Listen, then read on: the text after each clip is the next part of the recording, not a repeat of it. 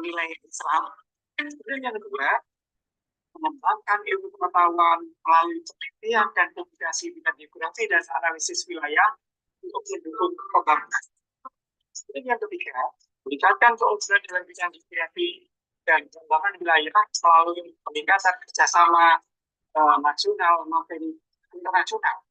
Dan yang terakhir, mengenalkan pengabdian kepada masyarakat sebagai upaya memberikan arah perubahan dalam rangka memberikan masyarakat.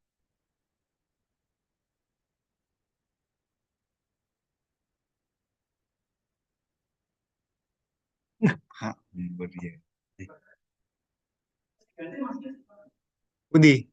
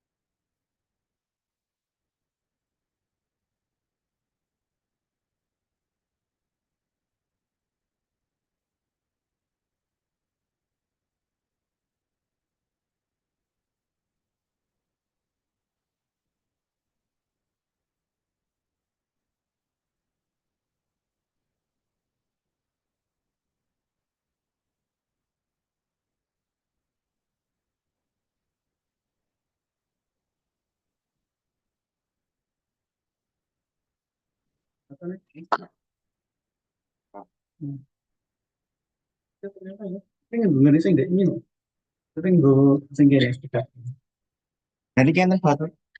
Sama sih. Sama kas. Ini tidak ingin. Akhirnya di bawah. Itu saya. Enggak kali. Enggak.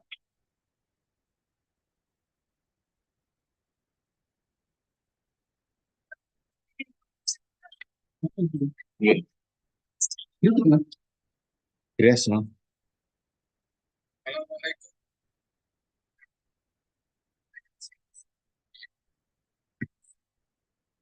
Aku langsung.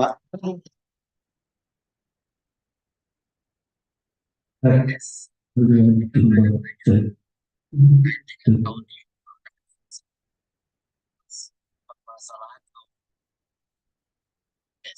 dan bagaimana penyelesaian. Kan ada yang memperhatikan semua masalah audio itu ada di bawah sini ya. Ada audio mixer. Ini adalah indikator pertama yang harus kita lihat. Ketika kita sudah memulai membuat sync dan source, ini saya ada sudah bisa sync dan source. Kalau belum bisa silakan kita kembali ke tutorial saya sebelumnya ya. Lihat saja di deskripsi. Perhatikan di audio mixer ini ada desktop audio, ada mic aux, ada untuk capture device. Untuk capture device ini adalah audio yang terhubung dari webcam saya. Ini kebetulan saya pakai webcam, di mana webcamnya ini adalah mode audio. Nah, jadi di sini akan muncul juga. Dan di sini ketiga-tiganya itu tidak bergerak sama sekali. Indikator hijaunya tidak bergerak. Berarti ada kesalahan di settingnya. Jika ya, kita buat scene baru, berarti kan saya ini di scene tutorial ya. Scene baru kosongan, maka di sini akan muncul desktop audio dan mic aux. Jadi dua ini adalah defaultnya. Kalau dua ini tidak ada indikator yang berjalan, maka seperti tadi saya katakan, ada kesalahan pada settingan. Kita kembali ke scene tutorial. Kita buka menu setting di kanan bawah ada setting. Kita klik setting. Nah, kita klik bagian audio. Nah, perhatikan, sangat jelas sekali. Ada global audio device, desktop audio, dan mic auxiliary audio. Ini warnanya merah. Nah, di sini sebelah kanan device not connected or not available. Nah, masalahnya itu di sini. Kita ganti, kita sesuaikan dengan drivernya masing-masing. Nah, kalau di sini saya atau laptop saya menggunakan ini ya, Realtek, saya pindah ke Realtek. Ini mic-nya juga saya pindah ke Realtek. Desktop audio.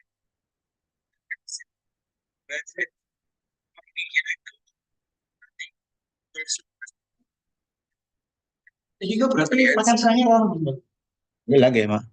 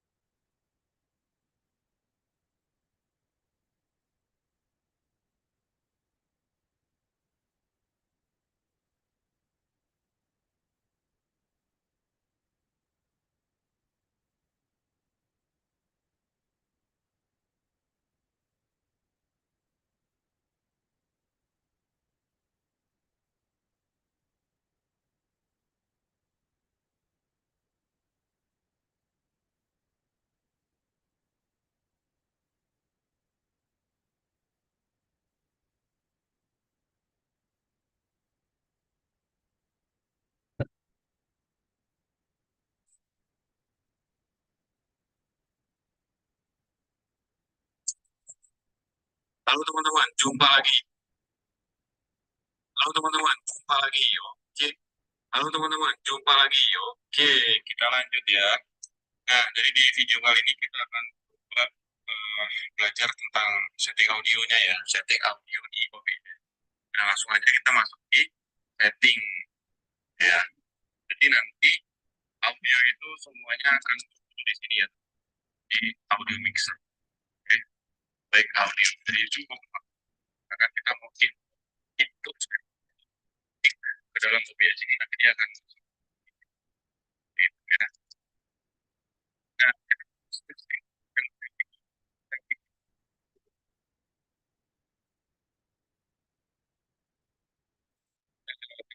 jadi audio ada seperti ini ada jadwal. Dan ada global audio device, metals dan advance, kemudian dan lain-lain ya ada banyak ya. Nah, jadi di sini yang akan kita bahas hanya dua saja ya teman-teman. Yang lainnya biarkan standar aja dan sudah cukup biasanya. Untuk kebutuhan live streaming itu sudah cukup. Nah, kita akan bahas tentang global audio device dan juga advance yaitu monitoring. Nah, di global audio device ini itu berisikan tentang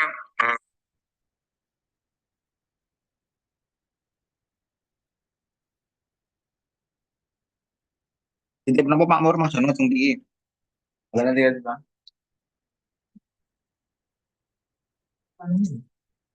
ini dia pertama.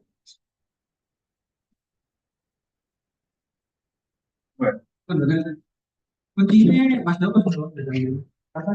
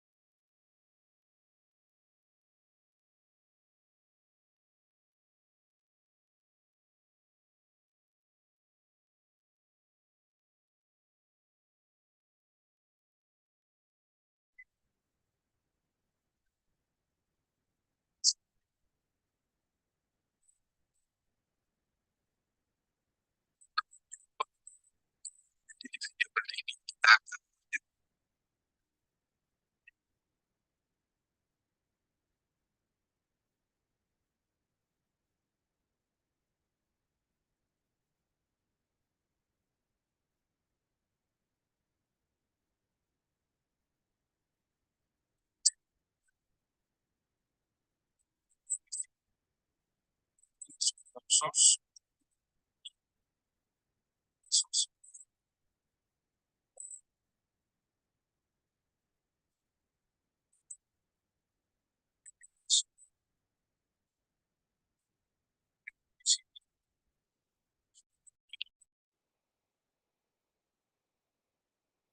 Kalau ingin mudah ya kalian beri nama sesuai dengan nomor video. Kalau bisa sampai video kosong, video ada code ya, kita disesuaikan dengan nama video.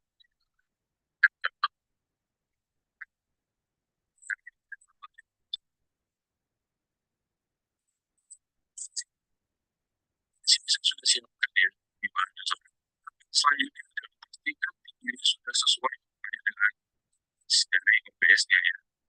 Ini gimana? Nanti stop dulu.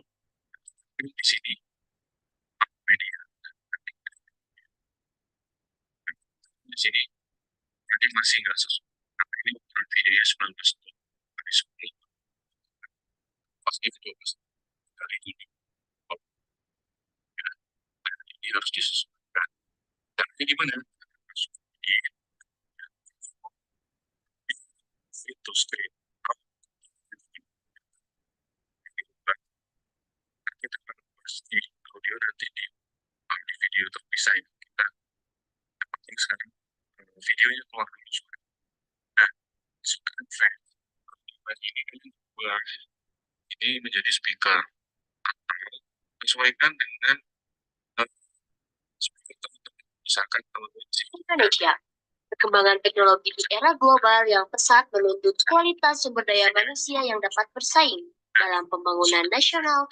Penyedia sumber daya manusia yang berkompeten salah satunya ialah Sekolah Menengah Kejuruan SMK Negeri Pertanian 1 Sukaraja. SMKN Pertanian 1 Sukaraja merupakan salah satu SMK pusat keunggulan. Adapun visi dari sekolah yaitu dalam pembangunan nasional, visinya yaitu menghasilkan lulusan yang unggul dalam karakter, kompetensi, literasi, dan berwawasan lingkungan di era industri global. Dan misinya ya meningkatkan iman dan takwa seluruh warga sekolah, mengembangkan sistem pendidikan berkarakter dan literasi berbasis pembiasaan, menyelenggarakan sistem pendidikan yang terintegrasi dengan industri dan dunia kerja atau IDUKA untuk beradaptasi dan bersaing di industri global. Ada 5 konsentrasi keahlian yang ada di SMKN Pertanian Satu Sukaraja, yakni agribisnis tanaman pangan dan hortikultura, agribisnis pengolahan hasil pertanian, agribisnis perikanan air tawar, teknik jaringan komputer dan telekomunikasi, dan yang terakhir teknik instalasi tenaga listrik. SMK Negeri Pertanian 1 Sukaraja dalam mewujudkan visi dan misinya juga mempunyai moto yaitu mumpuni, agamis, juara, dan up to date.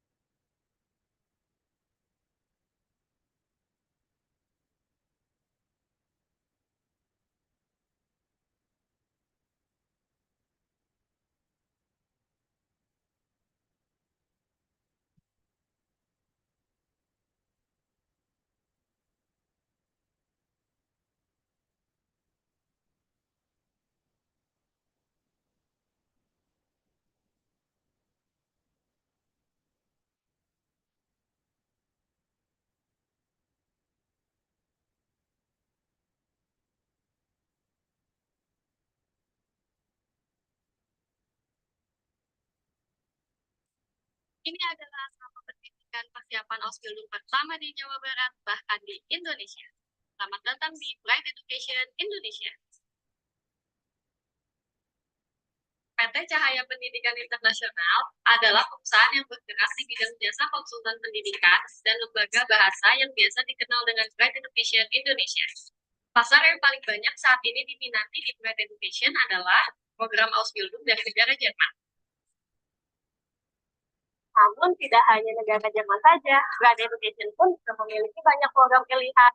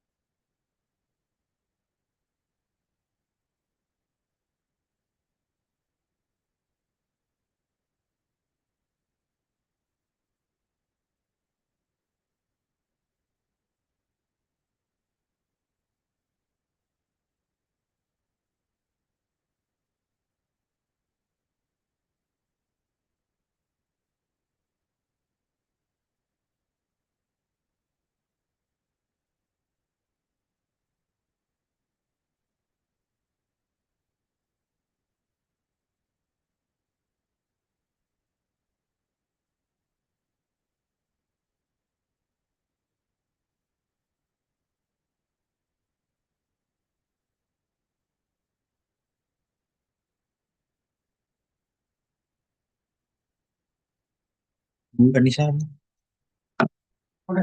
Itu bukan ada yang datang. Nah, kelihatannya ya. Sama Mas Rosi ini sih. Cuman. Oh, tadi kali Mas Rosi. Sama, sama Mas. Nanti buku datang pembicaranya kayak di situ nanti diunengnya sendiri ya.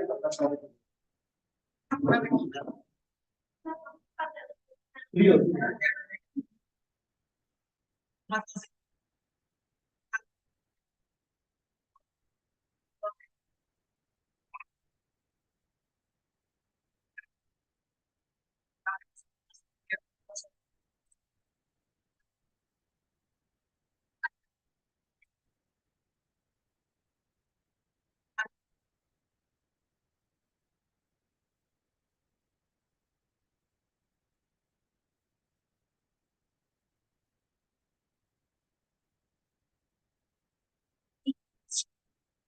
Lebih dari 270 juta penduduk, menopang hidup dari sumber daya alam yang melimpah. Agar sumber daya alam tetap lestari dan dapat dimanfaatkan secara berkesinambungan, maka diperlukan perencanaan dan pengelolaan yang tepat. Kebutuhan manusia terhadap lahan semakin meningkat, menyebabkan fenomena perubahan iklim dan degradasi lingkungan yang menjadi tantangan lingkungan.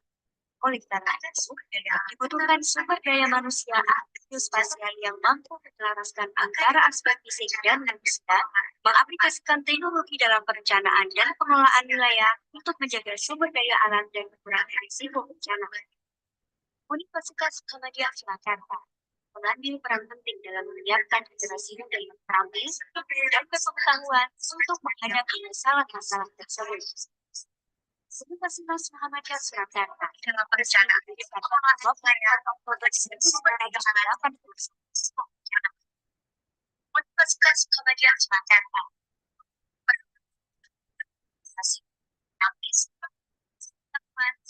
menghadapi masalah-masalah tersebut.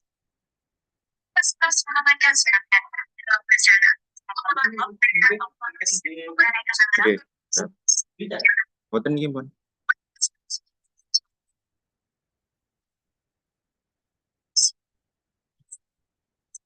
Ikut aja.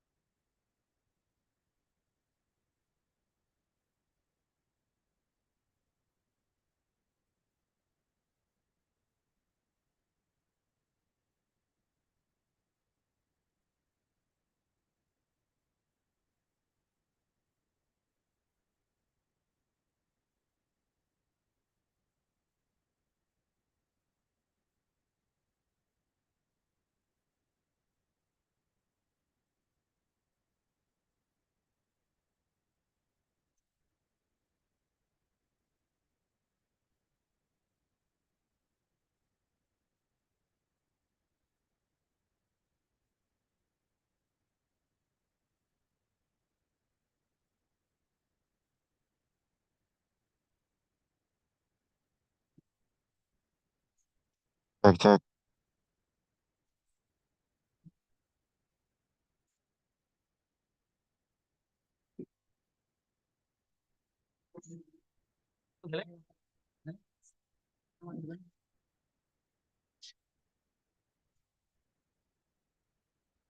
Cek, satu, dua, dicoba.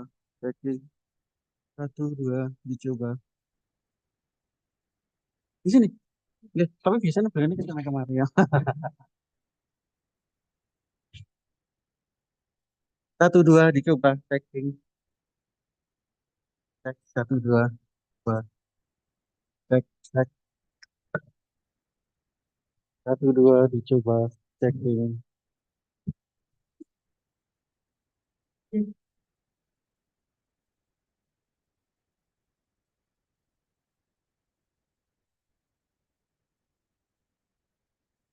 Checking. Satu, dua, dicoba. Assalamualaikum warahmatullahi wabarakatuh. Sebentar. Assalamualaikum warahmatullahi wabarakatuh. Cek, satu, dua, dicoba. Checking. Assalamualaikum warahmatullahi wabarakatuh. Satu, satu, dua, satu, satu, dua. Kurang, Mas. Satu, satu, dua. Checking. Emang mereka bicara nih. Ini. Cek, cek.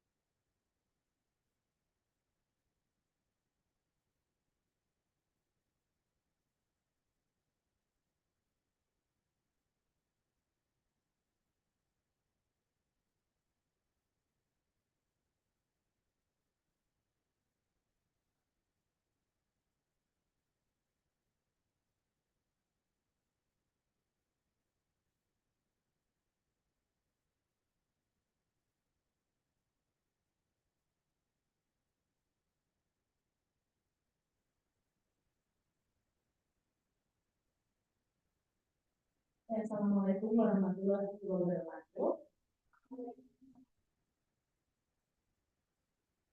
Selamat pagi teman-teman semuanya. Dari Coding Science dan Geografi ya. Yang saya yang mana nih? Yang ini geografi semua berarti ya. Oke, yang dari geografi kelas apa aja dulu?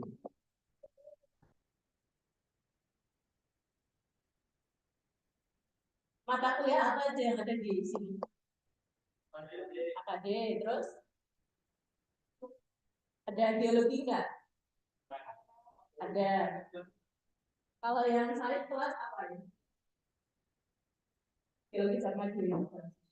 Jadi dalam waktu kurang lebih 3 jam ke depan kita akan mendengarkan kisah dari beliau profesor dari UNS dan juga calon dari universitas. Jadi ini kesempatan yang mana ya buat teman-teman ya. Jadi nanti tolong didengarkan ya dan dicatat ya, jangan sampai teman-teman melewatkan kesempatan ini lah. Karena jarang-jarang kita mendapatkan privilege untuk melaksanakan kuliah kampus bersama dengan pengajar-pengajar lain dari universitas dan luar negeri ya tentunya. Oke.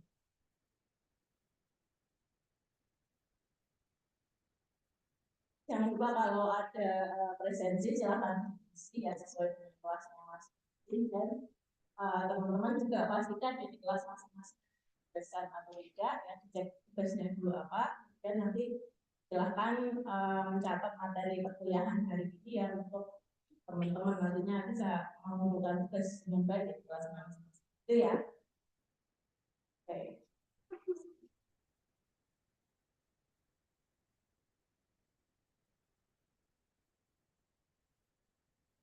Dr. Farha and Dr. Mian Nawaz, are you ready with this session?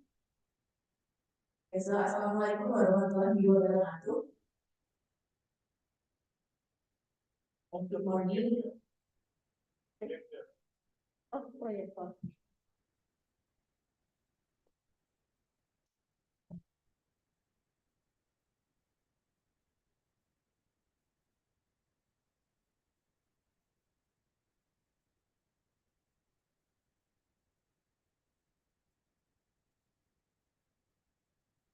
Good morning, students, guests, and respected colleagues, and also the students.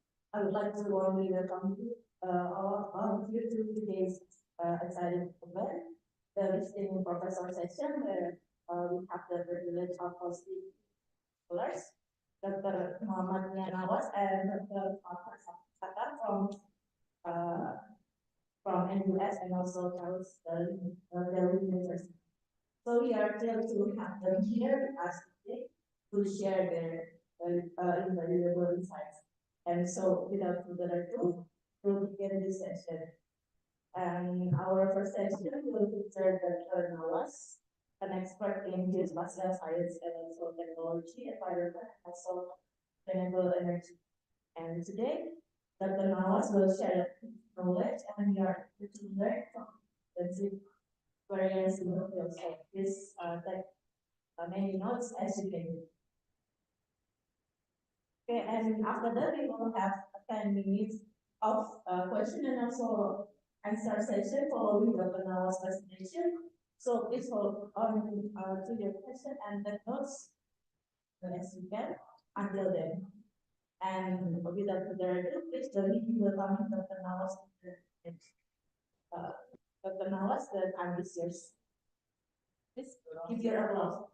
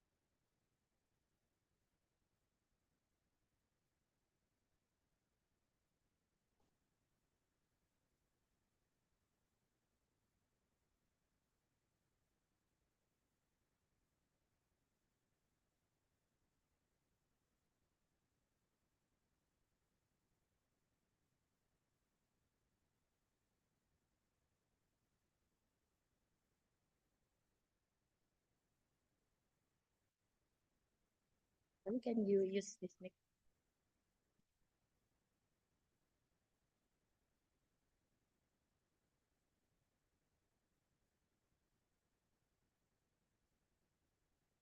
Not showing on projector.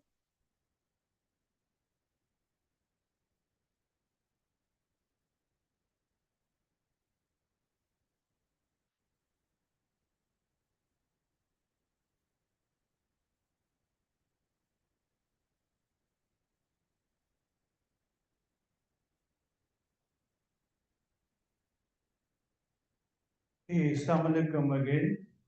How are you today? There is slight change in the program. I hope you are well. You are all well.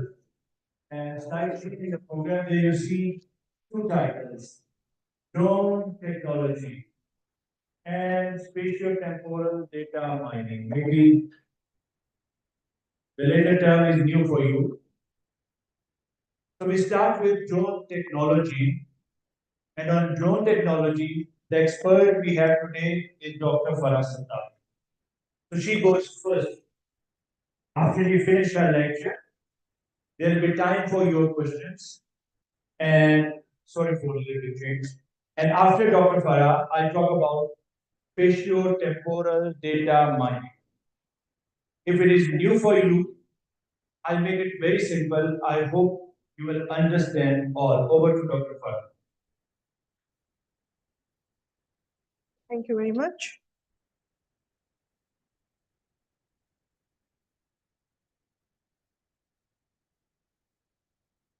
Assalamu alaikum, everyone. Good morning. Salamat pagi. So, today's session, particularly my talk, as Dr. Nawaz explained, about drone technology. Maybe you all have also heard about that. Maybe some of you are already using drones. Someone of you are using? Anyone is using drones?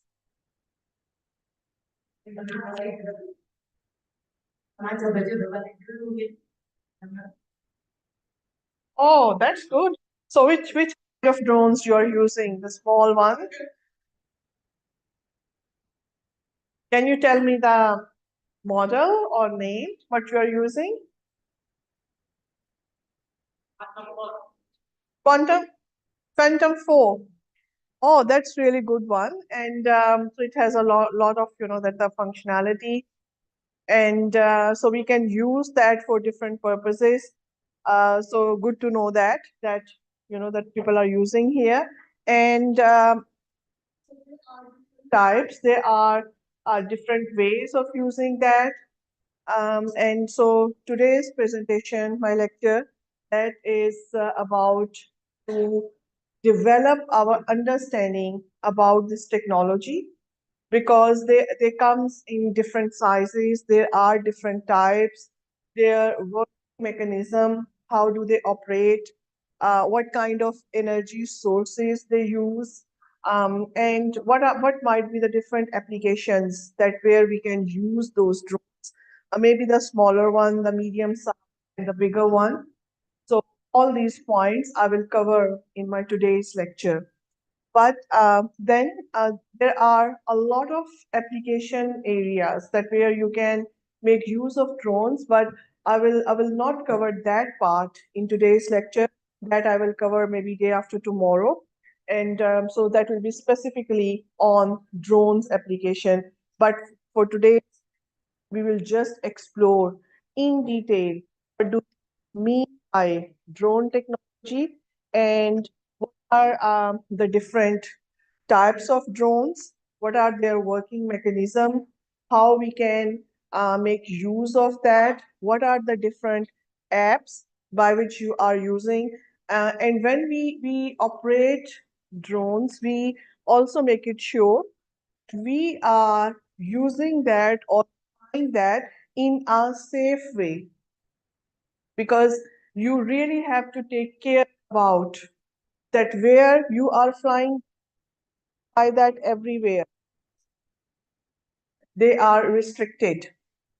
And each country, they have their own regulations. They have their own policies. They have their own what I will say, the rules for applying drone. And so I will also discuss that as well. What might be the different rules that you should follow, and if you are flying that in restricted areas. So what do we mean by restricted areas? Maybe in areas which are dangerous zones, which where there is some wildlife. You want to have to take care of that. Maybe in areas which comes under from the military point of view, they are sensitive area. You are not allowed to fly your private drones over there. So these are, kind of different restrictions and the security measures we should really consider when we fly drones. And I'm sure definitely here in in Indonesia, you also have those restrictions and you should follow that. Then it comes with that for what purpose you want to fly, whether it is for the educational purposes, it is for the research purposes, or it is for the entertainment purposes. Because some people, they are using just making some photographs, some videos, maybe some commercial photographers, they are using that for making films and videos and the drone shots. But this might be just for you. So if you are using that, then if you're using drones for the commercial purposes, then you have to follow all those the rules and regulations as well. So these are the important points that that my presentation will cover today. Okay, let's we start. What do we mean by drones? So drone is a common name, but mainly that how do we see the other names for this technology that is called RPV, or remotely piloted vehicle, or UAV. UAV, that stands for unmanned aerial vehicle, or UAS. UAS means unmanned aircraft system. So if you just look at literature with the different terms, so you might be coming along with these type of terms, maybe RPV, UAV, or UAS. They all refer to the drones, and but the common use term, that is drone. For rest of the presentation, I will make use of the term drone rather than RPV, UAV, or maybe UAS. But this was just to let you know, because if you are going through some research article, so these are common names which are used interchangeably in relation to the drones. Then CASA, that is the Civil Aviation and Safety Authority. So this is the organization's name in Australia. I am from Australia, and so this is that the Civil Aviation Authority. But I believe every country have civil aviation here, because it's necessary. That the just to control all the aviation traffic. So that's important thing. So we will see that maybe what kind of rules in Indonesia do you have, and I will also share the rules out for flying drone in Australia. So you can also make some comparison, and then you make it sure that if you are planning to fly drone, so you are also really follow the now. Before I move further, let's we just make some understanding about, and let's we that is a lot of technology around. We are seeing maybe the artificial intelligence. We are seeing different robotics, robot. We are seeing we which are operating and performing just in an automatic way. we have different type of, that the automation in IT industry and in, I mean, in everything, because technology has improved a lot and there are a lot of advancements we see. And as well as we see, that the with the rapid advancement of technology, we also see its impact upon business as well, because this is changing at a rapid scale. And we also see with the globalization, so the world has become just a close village, and everything is connected now. And so those advancements, they have also make impact upon the thing. Maybe in terms of, if I talk about the employment, the job requirement, as well as in every industry. And now the roles, the demands, and the jobs requirements, the demands in the job which the employees looking for to hire the people, that has been changed. And that also for you guys here, because you are in your phase that where you are studying, but you will finish your degree. So what you need job. So the current trends that tells just to have a degree enough, because if we look at the considering that, and making in your mind the globalization and the advancement of the technology and the automation in everything, you need to have those skills, the 21st century skills, which involve the critical thinking, technical skills, or to use your skills to how to find the solutions within the problem solving, your communication skill, because this in this, the world of the globalization, you are communicating with the people maybe who are sitting part of the world, maybe in UK, maybe in USA, maybe in UAE, and if you are communicating with them, how good you are with your communications, as well as your computation are any role. So these are the things which you should really think about that. So just having a degree, that might be enough. You need to get those extra skills that in whatever role you are, whatever job you are performing in an effective way. And the entrepreneur and the employees nowadays, they are not looking only for the graduates, okay, which person have that degree, or maybe in which grades you have passed your degree. But in addition to that, they are also looking for that. What kind of skills do you have? What is your exposure to work with the technology? And you are geography students, so you should be really consider that what the special technologies which you can excel to more deep. Drones have a lot of potential which can be used in a lot of geographic applications. Physical geography application, this is a human geography application, whether that is the economic geography, different fields and different ways.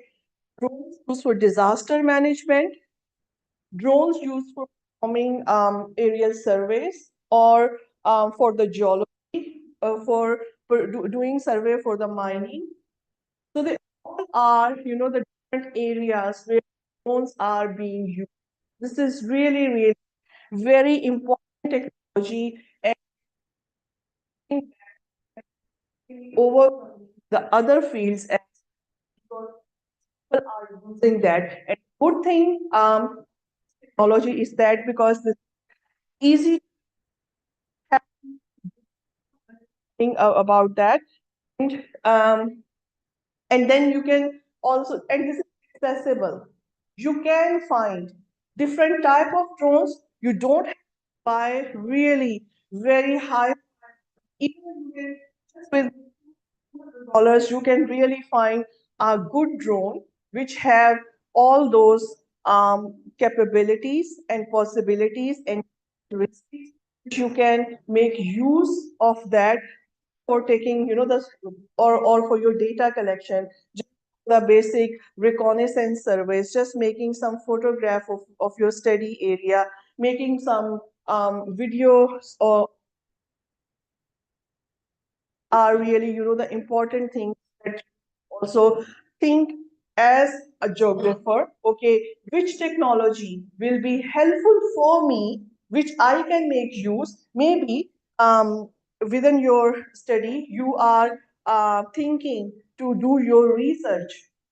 You are working on some project and you are thinking about, okay, how do I collect data, which is really good that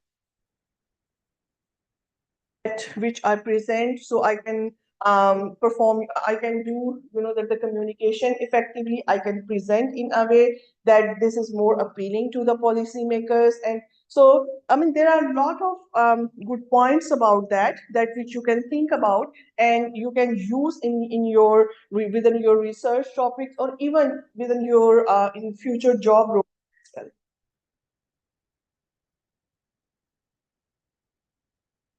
You know, some figures I will say. So if you just look at that, so you need to have, if you are thinking about to getting that skills, so acquiring, those skills, the employees, you if you are thinking to use drones, so what are skills do you need? The first thing is that you need to understand autonomous flight data, analysis. So it means that if you want to be a drone operator, then you should know that how you have to plan your flight path. So what will be the flight path? Flight path is that how you would like your drone to point up till, and so you want that it should really fly, and so that will be your flight path. And then you also have to think about at how much altitude it will fly, how high it will fly. You have to think about, because you can't fly it too high. There are some drones above a certain height.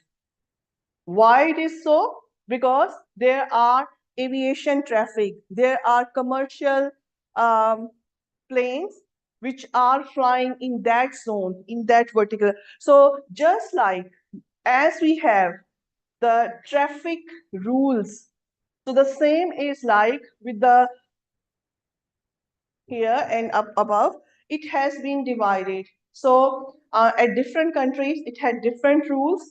So you have to consider that up till what height you will fly your drone. And once it is flying, then what kind of camera is underneath that, what kind of data it is collecting, and what kind of analysis you will perform out of that data.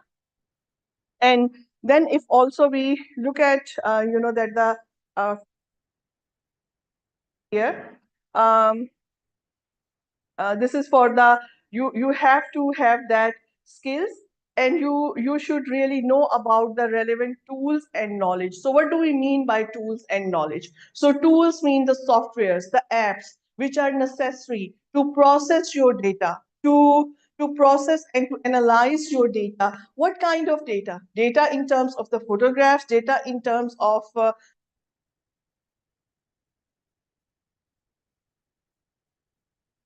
kind type of data depend upon. For example, you also want to collect data. Maybe you are thinking, okay, I do need the temperature as well as it's humidity data. So maybe the normal drones, they will not have that gadgets with that, but by which you can attach those equipment with them. And That is called payload system. So what is that? Payload system. Payload system means that you can attach certain equipments, certain gadgets with your drones. So you are getting that? What is payload system? Attaching other equipment with your drones, and those and depend upon your drones how much capacity it has.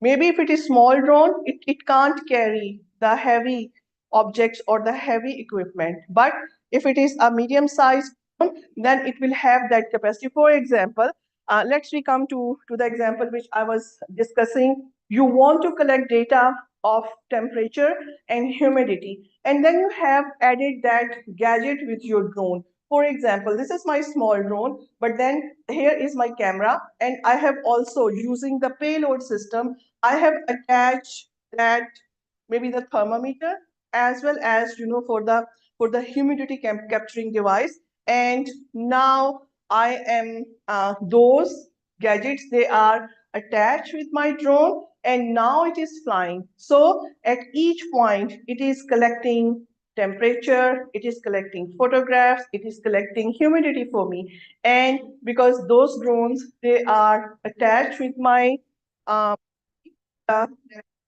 with the phone or with the iPad, and I am also, and then softwares are attached with that. So when I say tools and knowledge, so this is how I have explained that with the example. Tools in terms of the data processing tools, what you are collecting from the drones, and your knowledge about using the right devices, knowledge about kind of payload system your drones have, and what kind of gadgets you will attach with your drones, right? So these are really that the two important things you consider, and the skills which I was talking about. Now if we look at the drones, and so why we should really use drones, and particularly for you guys, the geographer. And as I said, that the technology is really expanding at a rapid pace, and we see a lot of advancement in every field, in robotics, in artificial intelligence, and so many in other things. So why drone? So this is the little bit the working which I have done for you guys. That this is the report from the drone deploy based upon the 2023 ground view research. So that is saying that the global or the commercial drone market size is expected to reach 57.16 billion US dollar by 2030. So that is based upon the recent statistics and facts, that in which areas drones are being used and how that industry is expanding. So you can't really make decision as it is. Okay, so this is that person is using and that person is using. Okay, make wise decision about that. Why you are using that? So this is the one thing based upon that. And then another, it's wonderful. Correct. You can also the basic controls to 3D robotics. It can be attached with that AI. Gimbal is like that it has camera, and then you can rotate it into the different direction. So that's called the gimbal, and it's safe modes, because this technology, with the passage of time, it is improving a lot. Like, I have started working on this technology. I am certified drone pilot. I did my training in 2016, and the drones which first time I have used, they didn't have that much functionality in them. But now, which I see that what kind of drones are available in market, they have a lot more safety features. They are embedded with them.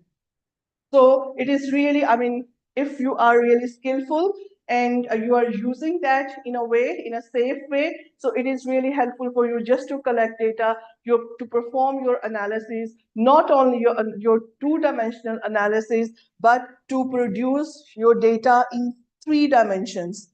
In 3D, you are able to see that, and know that the other things with that, like I said, that it gives you the possibility just to have that all the payload systems as well. Now, so this actually make a good base for you, the use of the technology, why we should use that, what the rest of the world is doing with that, what the statistics say, how that particular technology is expanding, how the drone industry is expanding. So now, if you have that, you know that the base about the use of this technology, now we move further.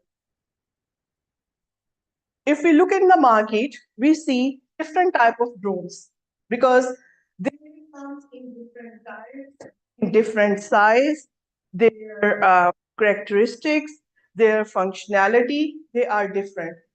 You can see really the small one and really the big one, like the size of a helicopter or of the size of a small plane. So there is a lot more variation in their size and in their types. So that's, you know, that what I am going to discuss with you. So what are the different types, and their types are how I have categorized them upon the different characteristics and their working mechanism, their energy sources, what they use. So the first one, for my first unit class,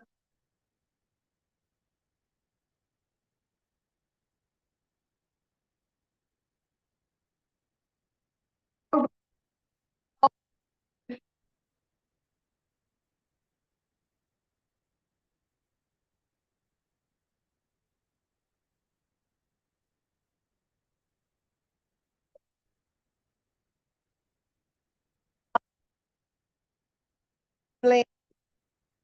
So how is the plane? It has wings.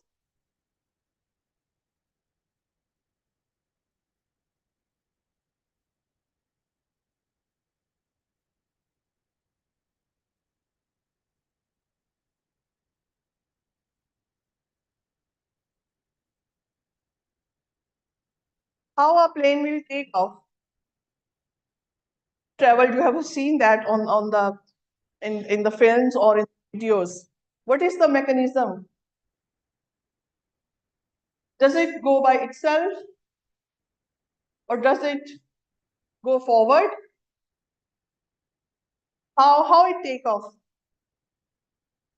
Come on, this is very easy question. No, don't tell me like that. How a plane will take off?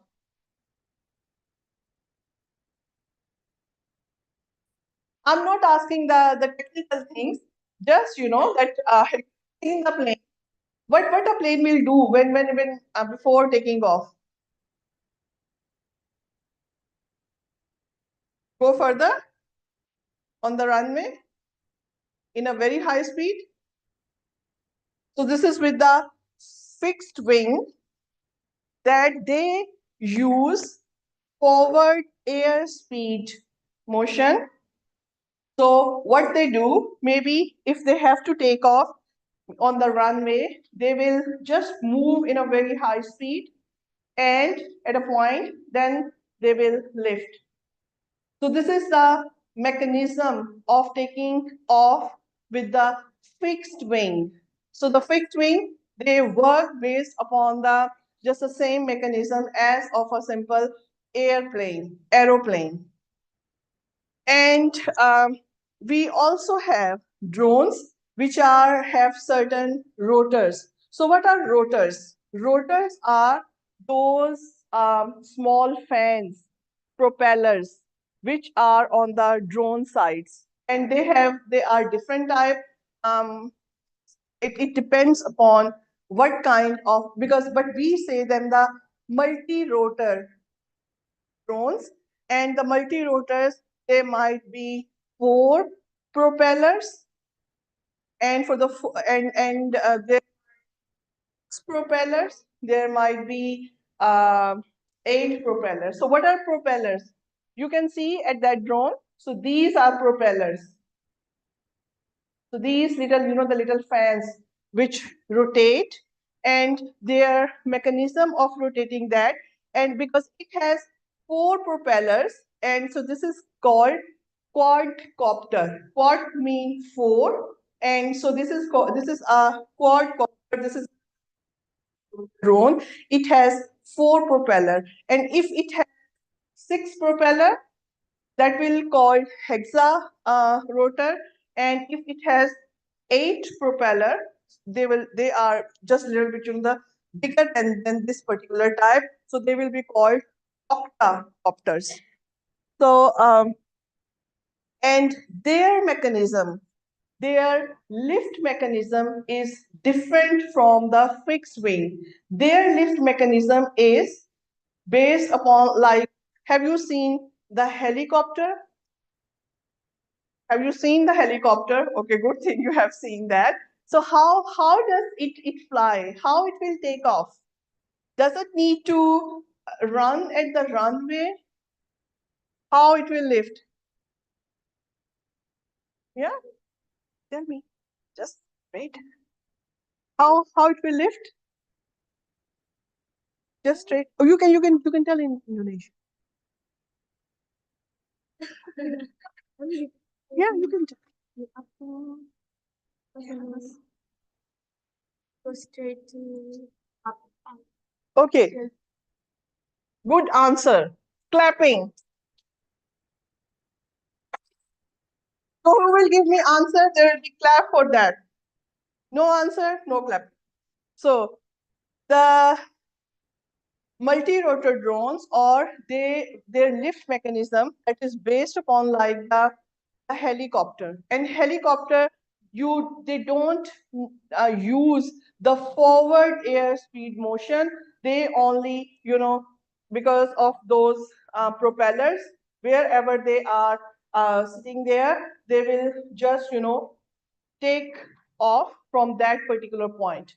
So they don't need a lot of space to afford for taking off. So all the multi-rotors, they work on that particular mechanism, and so their lift mechanism is different than the fixed wing. And then there are other type of drones who use hybrid. That means that is the mix of these two, wing as well as multi-rotor system. So they have that, they fixed wing, they also have that the rotors attached with that. And so this is also those type of drones that also see in the market. But most of the time that what we see, because the fixed their drones, but most of the time we see the multi-rotor, and most of the time this is the quadcopters, but we use in different applications. Now, other type, that is type based upon their size and weight. As I said, there are really very small ones, there are really very big ones.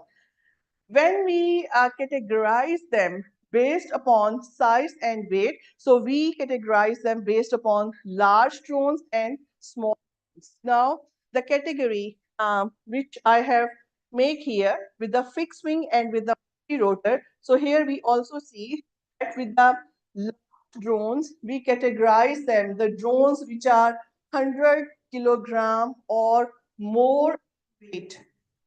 They are called large drones, and for fixed wing drones, which are 20 kilograms till 150 kilograms of weight. Fixed wing drones, which are more than 20 kilogram till 150 kilogram, they will be categorized as the large drones. And for the multi-rotors, 25 kilogram till 100 kilogram, they will be called large drones, for the multi-rotors. So this is the classification or the category. Rest of that, I mean, which are less than 25 kg, they comes under small drones. And within small drones, there is a further classification of the drones. This is called nano drones or micro drones. So nano drones are really, really small one. How to categorize? A rough classification of that, the nano drones, which they can even fit into my palm, not in my hand, just into my palm. So they are really small one, really, really small one, maybe of this size. They can fit in the palm of a human hand. That is called nano drones, and the drones which are the size of of your hands. This is a rough classification without a precise measurement. They are called micro drones. And we see a lot of companies, they are producing small drones, and which are the nano drones or the micro drones. So I will also share some of the models which are available in the market, and which if you are thinking to buy one, so you can also buy. Now, and other classification of the drone type, because when we fly the drone, consider, we have to think about that, how far your drone will go. If you want to fly your drone to cover, let's say 10 kilometer of area, so you also think about the time. And for the flying drone, you need to know about what kind of energy sources they will use, because that will make the decision whether those drones, they have that capacity to fly for a longer time or not. For the traditional aircraft, they make use of fuels, or maybe, okay, so this is the, you have to make the traditional airplanes, they make fuel like the kerosene oil, and then other drones, they make use of fuel battery cells. Battery cells, they will be based upon, I mean, you can attach different capacity of batteries with your drones, and then it will fly for the time. For example, one battery has the capacity to fly for 10 minutes, and if you want to fly your drones for 20 minutes, maybe you are attaching two batteries. There is also a way how you make your battery time more, and then you attach with your drone, and then you have fuel cells. So fuel cells will make that, it will make use of fuel, and it will convert that fuel or the chemical fuel into energy, maybe in electric energy, which, and then also nowadays, so you have those, that the solar chargers with them, you charge them, and you are doing that. So they are also, that the energy efficient. So based upon the energy sources what they use, we can classify them in four different types. So this is also another type. This is not part of this one. So first one is traditional plane, making use of kerosene oil. Other is the fuel battery cells, which use the fuel to make to convert that source into energy. And then exactly the sorry, battery cells are just the batteries, and the fuel cells will convert the will use the fuel to convert that into energy. And then the fourth one is based upon the solar. So there are four type of the energy of the drone types based upon the energy sources what they use. Then we also have to consider what kind of range those drones have, how much area they can cover, and that is called range. You just look at, so we have that kind of different range of drones, with the very close range drones, close range drones, short range drones, mid range drones, entrance drones. So, what do we mean by very close range? Very close range means that they can cover up till 5 kilometers of area, and their flight time is about 20 minutes till 45 minutes. So that's what I said, that you have to make decision. So how, what kind of battery or the fuel you will use when you will plan your flight path. And there is a close range drones. They can be controlled within 50 kilometers of range. And those drones, they have high power battery, and you can use them to fly from 1 to 6 hours. So their fly time is 1 to 6 hours with the close range drones. And with the short range drones, they can cover up to 150 kilometer of area, and they have 150 kilometer of their flight time, and then their flight time is from 8 till 12 hours. This is really, important, that what, for how much time you would like your drone to fly, and what kind of data, I mean, you will be collecting out of that. Mid-range drone, high speed, they have 50 kilometer. Here, and this is mainly used for the surveillance purpose. Military and surveillance purposes, that where they have to perform certain missions, they attach certain gadgets with that, and then they use for that. Entrance drones, they have flight time for 36 hours, and they have capability to fly at an altitude of 30,000 feet high. So this is also, these two are not commercially available, because they have some specific characteristic. They have um, being used for the purpose and other sensitive applications. But the drones which are available in the market, based upon, you can look at these ones. 5 meter, a very close range, close range, which have the range of 50 kilometer, short range 150 kilometer. So range means that if your drone is flying, so with that particular, the distance, you can control your, just make it simple.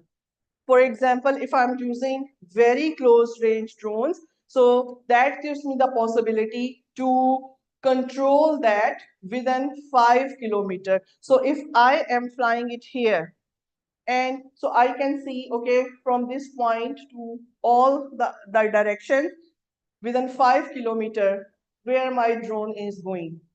So that is called its range. Any question up till now? I have discussed with you the drone types and their classification based upon their weight, based upon their size, based upon their range, based upon their lift mechanism, based upon their range. So you can see, so the drones are not only, okay, you are seeing the drone, but there are many more things underneath that. When you are selecting that, you are thinking about to use them in a particular application, or if you are thinking to use them to buy, or you are planning to buy them. So these are, the different types. Now these are the models which I was discussing. I was explaining to you. So these are nano drones. So what are nano drones? What I said the nano drones, they can fit into palm of your hand, and you can see this is really a good example. I also have this one. This is really very small. So this is an example of the nano drone. Then this is also small one. Even you can see this is the its controller. Controller is bigger than the drone. And this is also, a nano drone. Small multi-rotors or small drones, this is slightly bigger than these one. and they can fit into a human hand. Now, this is also a quadcopter. So these are its guard, because when we operate drone, we also make sure we are operating them in a safe way, that it is not really, hurting anyone. And so this is also a type of, by the way, they all are quadcopters. What are the quadcopters? Which have four propellers. So these are the propellers. Over this is also have four propellers, and in the previous one, they all are the model of quadcopters. They are one, two, three, four, 1, 2, 3, 4, 1, 2, 3, 4. They all have four propellers. They all are the different models of quadcopters. If it will have six propellers here, this will call hexacopter. And if it will have eight propeller, it will call octacopter. Okay, so this is from a company Parrot, who is also producing drones, and this is also an example of quadcopter. This is also a quadcopter, but this is DJI. DJI is the company who is producing drones, who is manufacturing drones, and this is called Phantom drone. So Phantom drone also have different, the series Phantom 4, Phantom 4 Pro. So I mean, they also have the other extended versions of that drone. Now, if we just look at that, because this is the from the company DJI, and this drone is really, it has a lot of capabilities. You can perform surveys out of that. It really have a good camera here. It has gimbal which will help just to rotate into different direction. And then you also have to make sure from which angle you would like to capture your images, so that your camera's position and camera's angle will tell you. And camera's angle will, you can control by using the gimbal, because gimbal is in your controller. You can control that and it will rotate. So when it will rotate, maybe if you are capturing your images from, if your drone is there and your camera is at 45 degree, so it will capture image from a different angle. You will get different type of, the features. And if it is just above at the 90 degree of angle, so it will capture everything from that angle, and the images what you will get out of that, that will give you a different view of the reality. So you have to think about from what kind of angle, and what will be the, how you have to set that angle using your the gimbal here. This drone also have safety features. So what kind of safety feature? Which I really like, that it has vision positioning system. So vision positioning system is based upon that it also have a GPS embedded with that. You know what is GPS? You know what is GPS? What is GPS? Kind of information? Yes.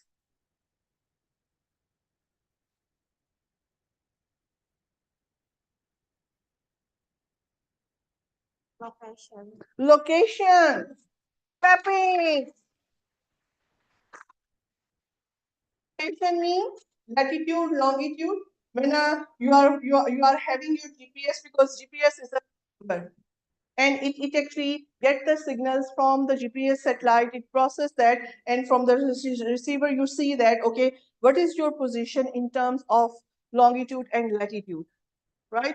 And so this particular drone, this also have that the GPS, but it also have the vision positioning system. So sometime we have to fly that without GPS. It still have that possibility and characteristics that you can fly that. And it also have another very good feature which I really like, that is helpful for the to save your drone, that is using the front obstacle sensors. So front obstacle sensor means when you will be flying your drones, so it will sense if there is an object at its front. So, for example, I am flying my, and it is somewhere, in the open landscape, and suddenly a rock or a mountain comes at its front on its way. So its sensor will sense that it will not move further, it will just stay there and it will hover because it has senses that its way is not clear from onward. There is some obstacle, so it will stay there, it will hover there, and if I am looking at that, I will bring it back. So it will not rush with that rock, it will not crash, it will not destroy, it will not damage. But you have to take care about that, because when you are flying drone, you have to really think about that. I mean, really take care of that, not think, really to take care, because this front obstacle sensor is at its front size. So the camera is here, and we say this is nose of drone. Like we have nose, we have that direction. So, and if you are flying your drone where nose is on other side and it is going in this way. For example, this is the nose of the drone and it is not following that path, but it is moving in that way, but nose in this direction. And if there is an obstacle at that side, it will not sense that. So then in that case, it will get damaged. So when you are flying, you really have to know that what are the safety features of your drones are and how you are flying them, how you are operating them, and the app which is associated, which is linked with that, this is called DJI Go 4 app. So DJI Go 4 is, that is the app which you buy a drone, which usually with the manufacturing company they give you, and that helps you to control the drone. And linked its manufacturing company, and it those software they called firmware. What they call the software inside the drones, they are where. And so it means that companies state upgrade your firmware, just if it has not updated software, so you may have trouble in operating your drone. It is just like that what you use that in the Windows or with the different other software. After some time, when there are new version comes in, you have to update your maybe your operating system or the apps what you are using or the softwares. So the same is go with this one. And then remember, the firmwares are different than the software what you use on your iPad or on your phone or on your laptop to control that, because it's controller, it also has software with that.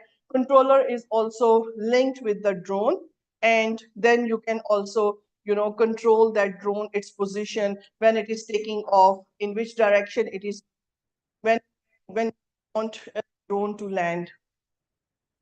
So this is when I did my training, so this is my instructor, and so I'm operating that drone just when I was learning. That's back in 2016, and so this is with the Phantom 4 drone. This is its controller, and this is that where you can put your mobile or your mini iPad with that, and these are the receiver of the controller. And so this is two different the controller key. on the remote controller by which you can control the direction, maybe in which way your drone will operate, maybe forward, backward, left, right, or maybe this key, this particular button that is used for when you have to change the drone's position. Like if it is in this way, maybe you are changing it into, in that way or in that way or in that way. So you can also change its position when it is in the air. It has a good functionality of hovering. Hovering means that drone is up in the air and it is staying there. It is not moving. So this is called hovering, and this is also a good feature in that drone. And other thing, because when we operate the drone, you have to consider two different things. Like for most of the time, when we operate drones, we make use of this one, visual line of sight. Sight means just to look at where I the thing. So visual line of sight means that you are flying your drone and it is visible to you. It is flying, but you can see that where my drone is going. This is called visual.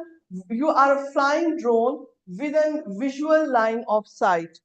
And this is really safe for the beginners, because when you are flying, and the other type is that beyond visual line of sight. So this requires more skills, and it is more like when you have to automate your drone. And when if you are using your drone for the commercial purposes, then um, this type of the drone operating, this requires the further training.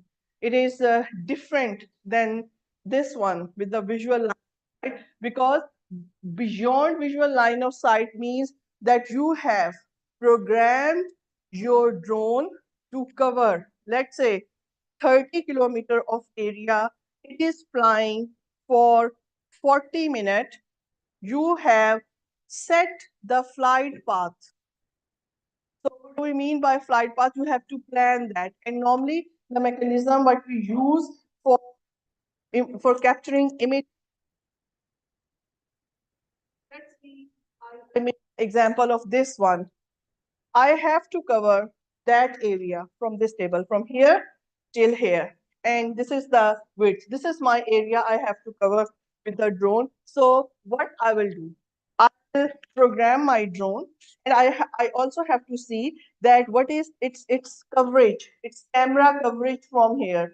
How much area it is covering. It will not be covering the whole area at once, because it will depend upon its IFO view, instantaneous field of view, its range, its camera's range. It's just like when you take photographs with your camera, it has a specific limit by which you can capture image. You can't capture, the whole room from here. If I am using my camera, you guys are using your camera from here, it will just capture, that much. So you really have to make sure with your camera how much area will be covered. And that maybe you have to do that in different small strips. So this is the mechanism which the satellite imagery, or when you take the aerial photograph, that you use, that you capture your data in strips. So those strips, they will be based upon your camera range, its ability to capture the area. So when I will using the beyond visual line of sight drone, so what I am using, I am automating, or I am programming my drone to take off from that area, move in that direction. So once strip has been covered, from that point, maybe turn back, move a little bit further, and then again come to that point again. Second strip, photographs have been covered, then moving here. In third strips, photographs have been covered, coming to the end point, making further, and maybe at the end, again, collecting the data and, maybe landing at that point, or maybe coming to my taking off point and land here. So this is the whole, the plan or the flight path that how I will set, and make sure that when you have those trips, so there should be at least 25% or above overlap between your photographs. And this is just like based upon the simple mechanism of remote sensing, because when we take images and we have to cover the large areas, so we make the mosaic of images, but those mosaic, they should have the photographs, they should have some overlap. Why? Because when we overlay that, when we just stick them together, we georeference them. Referencing means assigning latitude and longitude to those images to correct them, to remove any errors which are there when we take those images. So we have to remove those errors. Georeferencing is the process by the geometric transformation. It will just make your images error free, and then within the mosaic you will have your accurate data in front of you, which is ready for the further analysis. So really, I mean, those two operating system, but this is really, I mean, the visual line of sight is easy one for the beginners. It is easy to control. You can go with the beyond visual line of sight when you have to automate your drone. And otherwise, even with this one, most of the people are using this one because this is less complicated. You have to do that maybe in different way, doesn't require much training, and you can collect your data. Now, some of the other characteristics with the drone types, with the Phantom 4. So of the information about its size, it has maximum speed, 20 minutes per second. Its tilt angles have been given. I was talking about you have to set the angles of your camera, maximum angular speed, and again, so the maximum wind speed resistance, really important, because when you are flying your drone, you have to make it sure that you are flying in a safe way, safe for yourself, safe for your drone as well. Because if it is windy, weather is not good, it is raining, there is storm, don't fly your drone. From you, you will never get it back. Again, if there is some danger zone, dangerous area that where a lot of vegetation and where you think that maybe if it disappear, then how you are going to find that? I mean, just plan your flight paths really carefully. Even though they have, if you are making use of GPS, as most of the drones, they have GPS embedded with them, you can find based upon its position that where it has landed. You can go there and find your drone, but that's risky if some other persons have picked it already. So if you want to use your drone, let's say if you're using that for the research purposes or for some other technical activities, so make sure that your drone is registered with your country's aviation authority, because then if it is registered, then there is possibility they will also help you to find if it is lost somewhere. Okay, the fixed wing drones. So these are the drones which you can automate. So this is also the photograph of my training, and so this is an example of the fixed wing drone. Its mechanism is like you can see. This is a model of a small airplane, and but it's I mean it was really funny because when you have to take off, so you can see the person who was holding that, and he was also running because it doesn't have that possibility just to move by itself. So he was running and he was just, left in the air, and then it took off. So this drone, you can also use for the automation purposes, just to automate that, and then it will fly. So DJI drones, this is really a good company, and they are manufacturing different type or different models of drones. For example, Phantom, which I have just shared with you. We also have Spark, Mavic. There are certain other versions of Mavic, Mavic Air, Mavic Pro, and different other matrices, which provide you some more information about their characteristics and their other functions. And then you should also think about about the flight control software. They might be Scratch. There are other the programming languages, like other you use that in other disciplines in IT. So you can also use those languages to make or to program your drones. And a little bit using educational purposes. The small drones, small nano drones, small mini drones, these are the different models, and these are categories based upon their size and how they are good and fit for to be used in the schools. And because um, attached with those activities for the school kids, even at with the primary school kids, for technology, mathematics, and engineering. So that's on which we are focusing in Australia about that the future and the upcoming technologies. Okay, now coming towards safety part. So with the flying drone, I said about what are the civil aviation and safety authority in your country, and this is the CASA that is in Australia.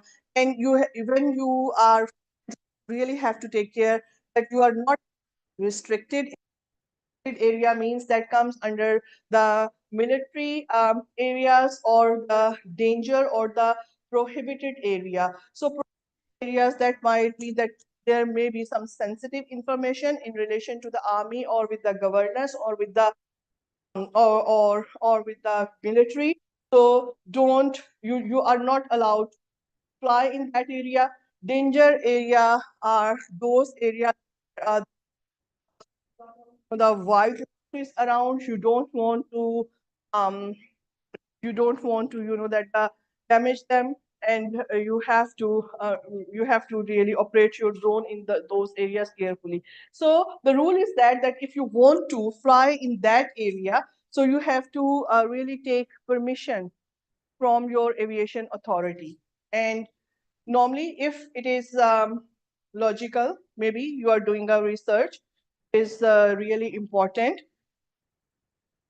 what kind of data you are going to collect, what is the significance of the research, then you may get the permission, and then you can use drones for the data collection in that time, because they also have to think about the air traffic in that area and the other the safety measures. Then other conditions, whenever you are planning to fly your drone, make sure weather is good, it's smooth, it's not windy, there is not cyclone, there is no storm. Updated firmwares, explain you further, because in previous slide, that firmware inside a drone, and make sure your firmware are updated, and your app or on your or DJI different app DJI Go 4 app. So these are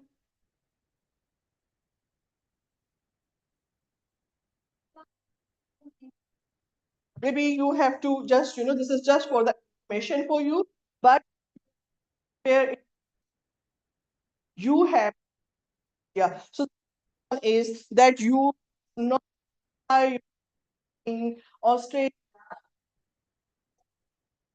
20 meter, because from the ground up till the water, that space, the commercial purposes, sites, small planes for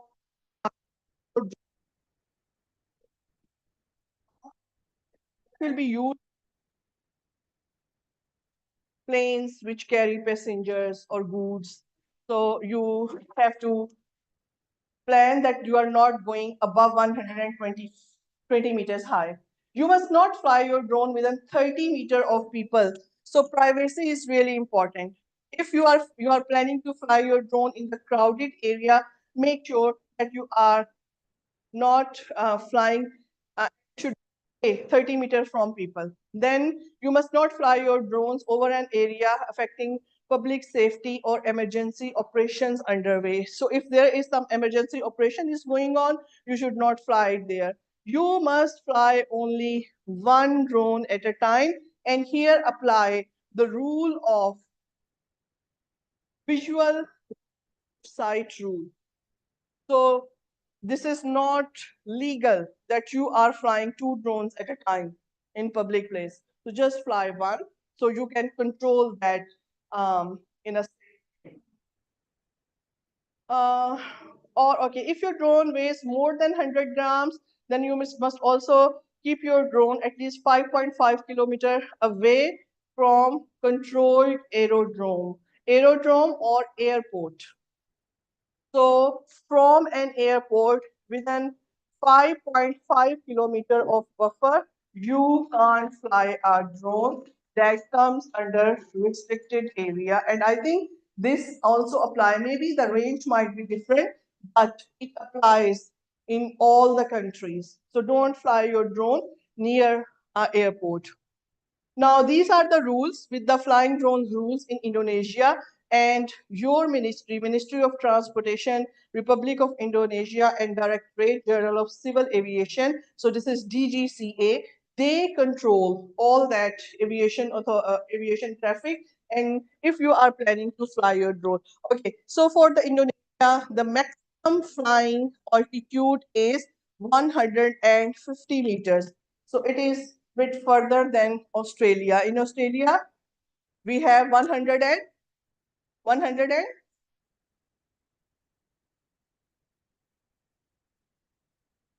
how much? 120. Yes, he was attentive. Yay! So it means that you all are awake. Good thing. Okay. And you are with me. That's what I am trying to convey you. Very good. Okay. So in Australia, 120, Indonesia, 150. You must obtain permission within 14 working days the scheduled flight. Of course, it takes time. They have to plan, they have to check everything from the safety measures, and so should really consider that the processing time in advance.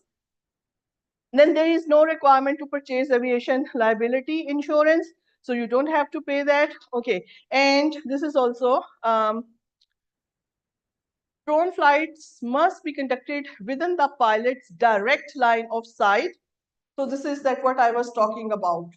Direct line of sight or visual line of sight, same thing. So it means that when you are flying your drone, you should be able to see it. Uh, Drones must have a maximum take-off weight of no more than 7 kilograms. So it will include the drone weight itself, but as well as its payload if you have attached some other gadgets. So what were the payloads? I told you. What were the payloads? Payloads of drones. What were the payloads? Drone will have its own camera, its thing, but you can also attach certain and gadgets with that. So that is called payload, and they might be just from the very small gadgets like just to measure the air temperature, just to measure the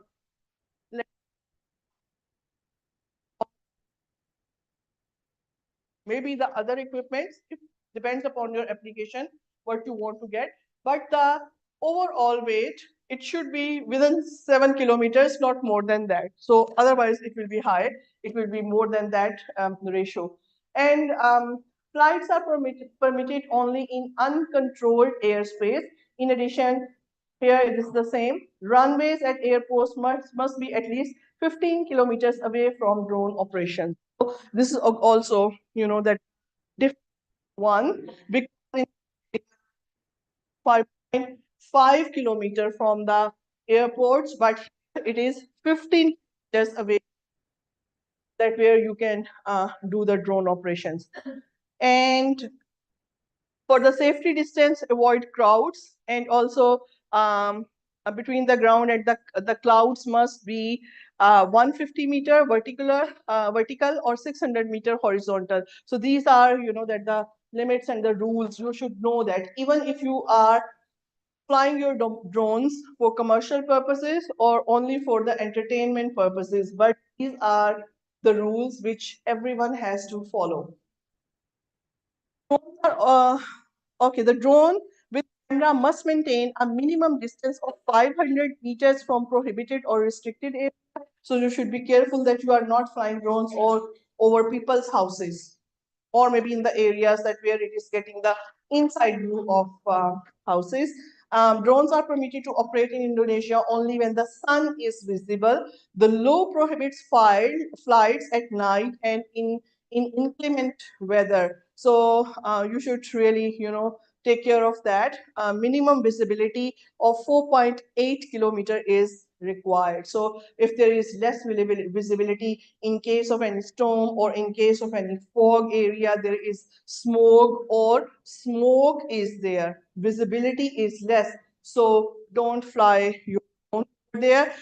Where that drone is equipped with a camera, it may approach the land border up to a maximum distance of 500 meters. In addition, drones may not be operated from a moving vehicle except for and they boats or ship. So it means that you are not allowed to fly your drone on a car, on a truck, on a van, on a taxi.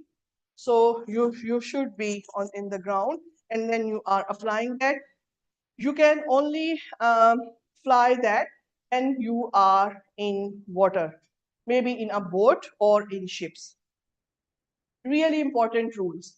Yes, this is the technology is really exciting. It offers you a lot of possibility to just to to use that in different areas, different applications, but using it purposefully, using it wisely, selecting the right type based upon your application, based upon your requirements, and um, operating the drone, following that particular country's rules and regulations.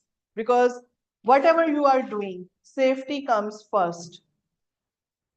So remember that this is also, make a rule for yourself, not only for the drone applications, but also for the rest of the life as well, because you are also connected with your family. You have, the people around you, your parents, your brothers, your sisters. So safety is really important, not only in terms of what you are doing and operating in your careers, in your jobs. So whatever you do that in a wise way. I think are you okay with that? Maybe I don't want to consume more time because every day I'm taking more time. No, I don't want you to manage. I want you to use your time. Okay, so I think I have more stuff to cover, but I will just, stop it here. I think that's enough for you guys just to digest it, and there will be another lecture on drones uses and its application. That may be day after tomorrow. So, okay, thank you very much for your attention. And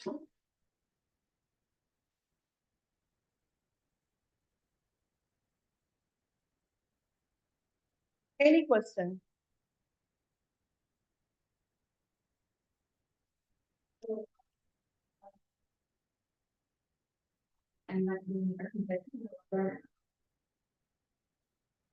Is there any question on the participants here?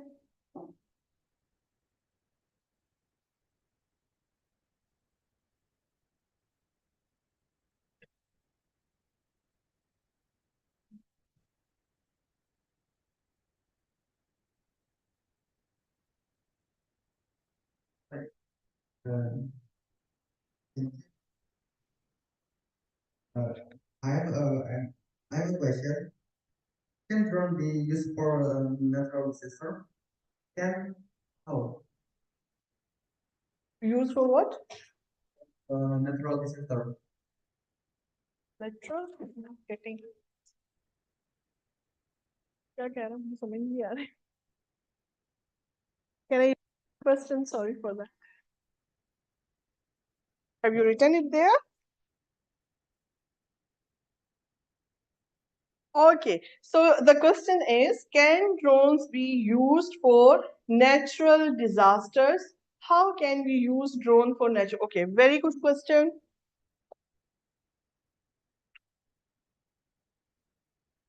Let me add for natural disaster management. Okay, that's okay for management and only for, because when we say the natural disaster, it comes from, everything, mitigation, management, and just to control that, making plan. Yes, we can make use of drones for the natural disaster, and natural disasters can be of any type, like flood is a natural disaster, earthquake is a natural disaster. When there are cyclones, they are natural disasters. When there are hurricanes, they are natural disaster. Yes, we can make use of drone for that. Maybe we can monitor those sites. Of course, we can't monitor for the earthquake. No one can predict that, but we can monitor for the flooding. Maybe if there are certain, that the areas which are prone to flooding, and with the drones, when there are heavy rainfall, we are just, flying our drones, we are taking our data, we are capturing those videos and images, and yes, we can make use of that. We can use for the mitigation purposes, because once a disaster happens, so how to mitigate with that situation when there is a lot of damage? How to help people to just to come out of that, that the scenario. And for example, if there are flooding, so you can just fly your drone to see that how much area has been affected by the water. Maybe if there was population, how many houses has been damaged. So you don't have to wait for the authorities to come and to give you the information. If you have your drone, you know that how to operate that, fly that in that area, get that coverage, and okay, these are the areas which are under severe damage. Here there is water, but it is not that much high, so people are still safe there, just the properties has been damaged. Maybe the other areas where it has flown away everything. So maybe those are the areas at priority that you have to really take care of that, and providing the aid and services in that areas first. So yes, you can do that for the mitigation purposes, making an estimation of the disaster damage, whether if there is an earthquake, you want to make an estimation how much damage has been occurred, how many houses has been destroyed, how many buildings has been collapsed, and where there are still the services they need to go and to find people and to help them. So yes, there are different type of drones, depends, as you have seen from my presentation, different types, different characteristics, and people are using that for the disaster management as well. Thank you.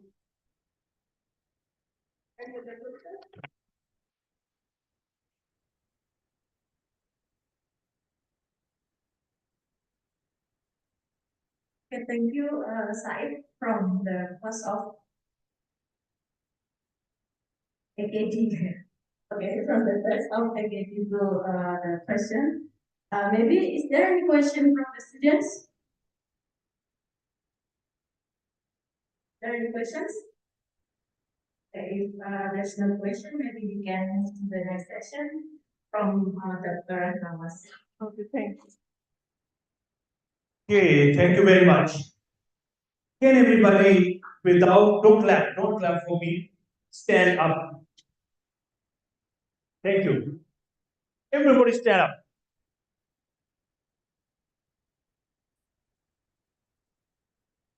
All right, thank you very much. You're looking too good. Okay. Stand up on one leg. Can we stand up on one leg? Okay. Can we do this? Can we do this? Can we pick our both legs and stand? Both legs. No, we can't. Thank you. Have a 5-minute break. I will start in 5 minutes on spatial data mining. Okay, 5-minute break and then we start.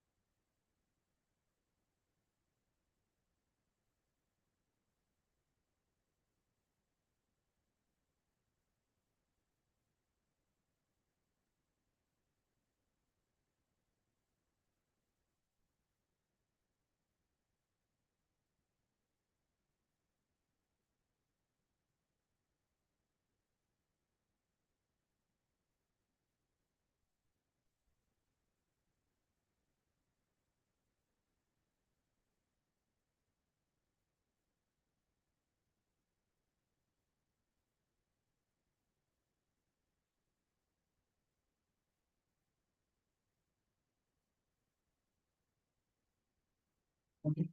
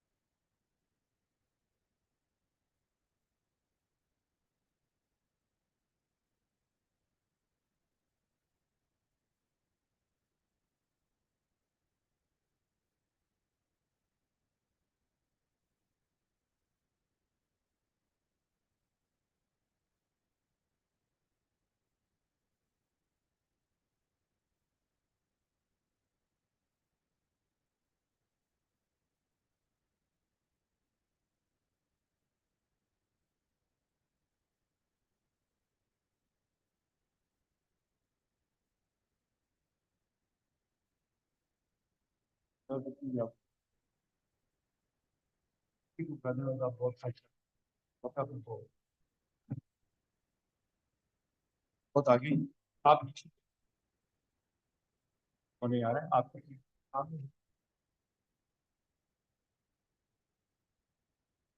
वो का हाँ आगे चलिए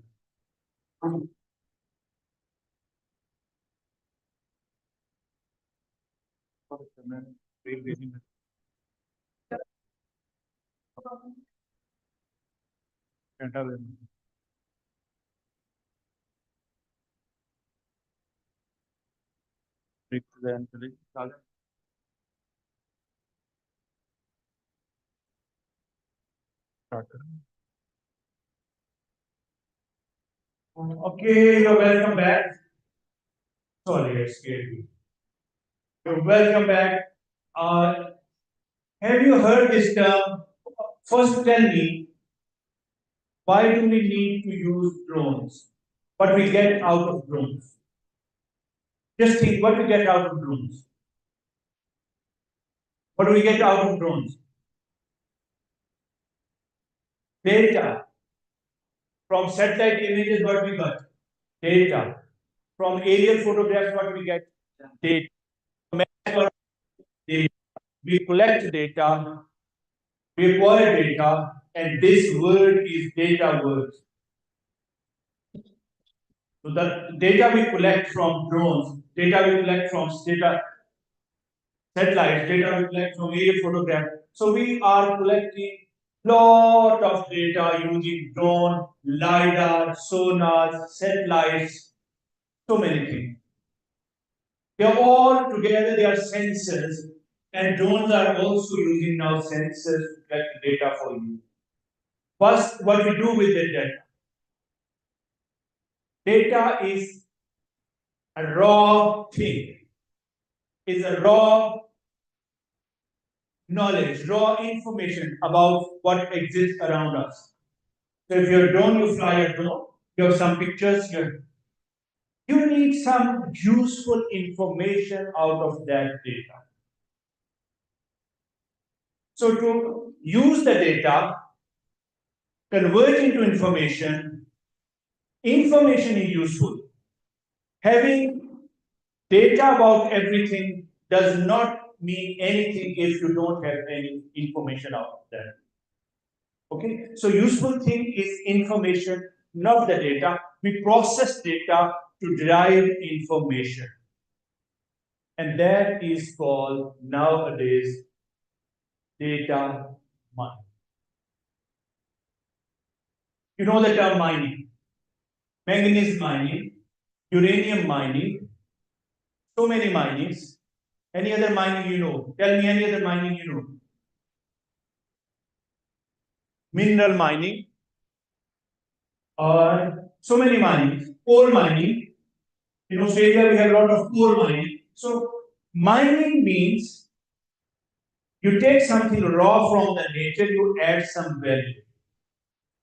So when you mine the coal, you refine it, you burn it, it's energy for you. It has a value now. You have raw material uranium, you take it, you refine it, you put it in the nuclear reactor, it gives you a lot of energy.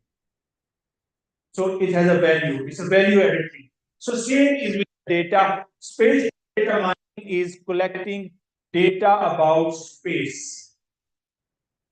So data around you, data about Earth and beyond Earth. So you collect that data, you mine it, that means you process that into information, you make it a valuable thing. That is spatial data mining. So it's converting data into useful information. So what is spatial data mining? Converting data into useful information.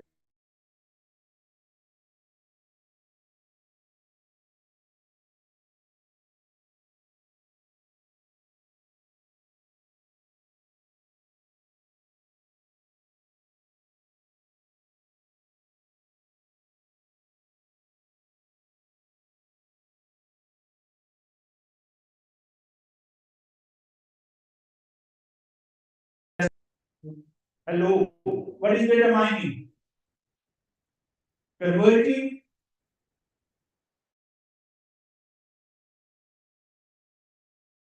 data mining is converting data into useful information, and that's what it means to how we. Dr. Farah told you how we collect data, and I tell you, I teach you how we convert collected data into useful information. So that's my part. That's spatial data mining. So what is data mining? Converting into useful information. Then what is so data mining is converting data into useful information. What is spatial data mining? Any idea?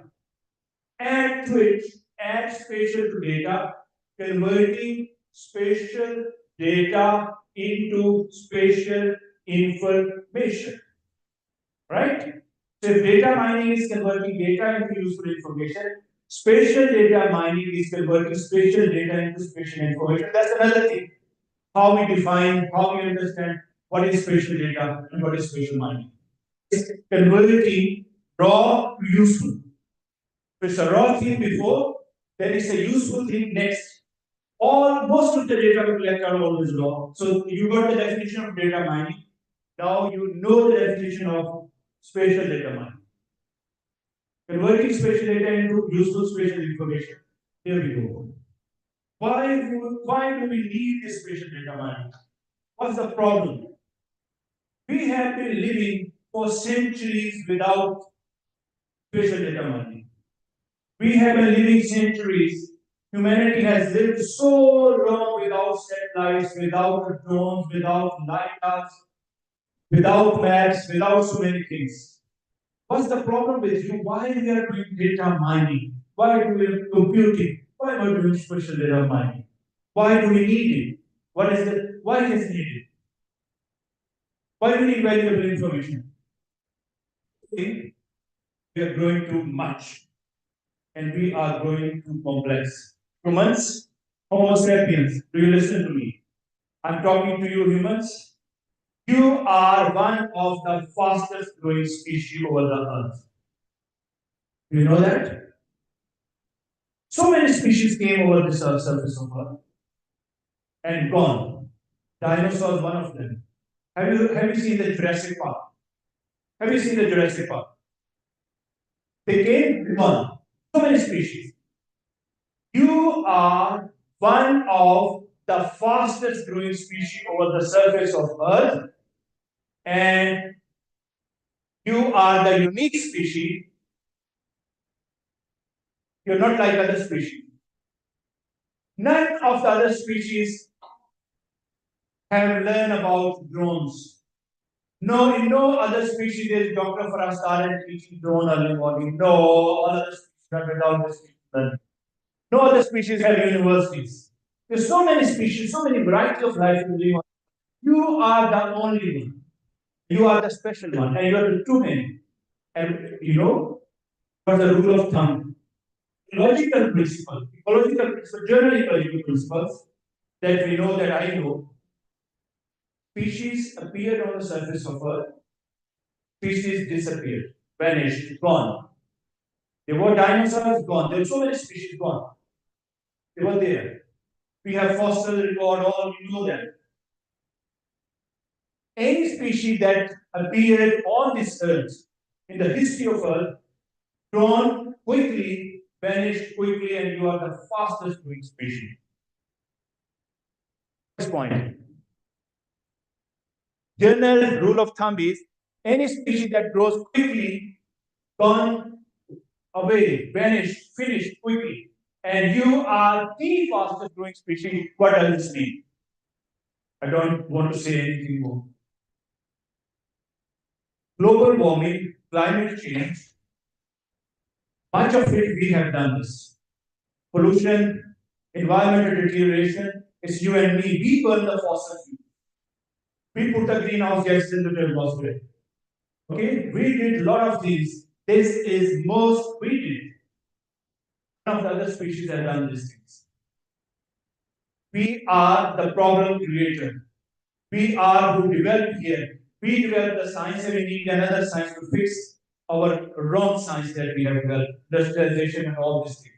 Do you understand all this? Is it a fact? Okay, so we are going too complex, we are growing too much, we need too much information, we are under threat, and we need to know the whole space, we need huge data set to analyze, we need our existing to do this analysis. That's why spatial data mining was needed. We need quick analysis what is going on. If there is volcanic bursting, we need to know warning system. That's where the spatial it has a very good application. So I'll talk about why spatial data needed. Okay. How we do this, all this converge data to spatial information. Thing, it will resolve and it will convey to the whole network. And that's the spatial patterns. So will you remember the spatial pattern today? Spatial patterns. We identify the spatial patterns, and based on spatial patterns, we convert spatial data into spatial information. So we convert, I'll talk about spatial patterns and spatial data mining tools. To do this, we have a lot of technology around. You are geography student, you are science student. Remember, if you got hold of these tools or software tools or technology, if you understand this, you will exist as a champion. If you ignore these things, tools and technology for spatial data processing, you will lag behind. You will left behind. So we should embrace, we should take all this technology. First, we should know what is this, then we should embrace it. That's what I'm going to do today. I'm not making you a spatial scientist today, but I give you a bit of knowledge that I know about spatial data mining. Are you ready for that? Are you ready for that? All right, that is good, great. Let me start now. Let me start now. So, first is what? What is spatial data mining? What is data mining and what is spatial data mining? Do you know this term? Hello? What is data mining? Oh, great. Thank you very much. I don't know you are mic shy, but I'll make you speak in the mic. Say it here.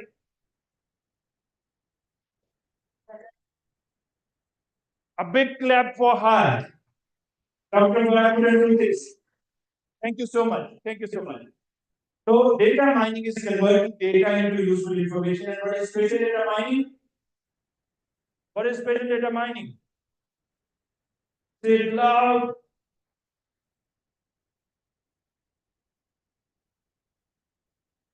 Great. Converting spatial data into useful spatial information is spatial data mining. Okay. Why?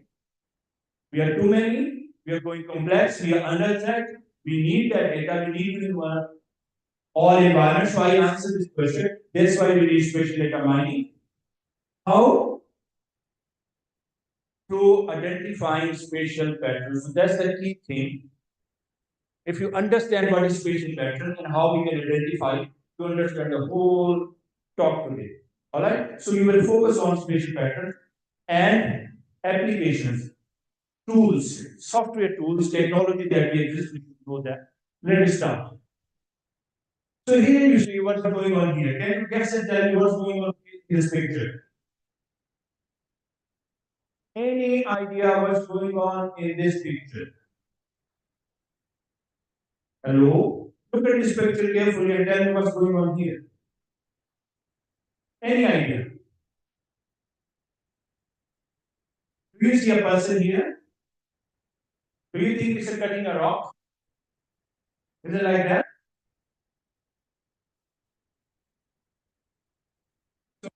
You see a person here, and that person is trying to cut the rock. This is what happening here. What this is called? If you cut a rock piece, cut into a tile, polish it, it's a marble tile, you build your wall, you build your house. So you mine the marble tile from a rock. This is mining.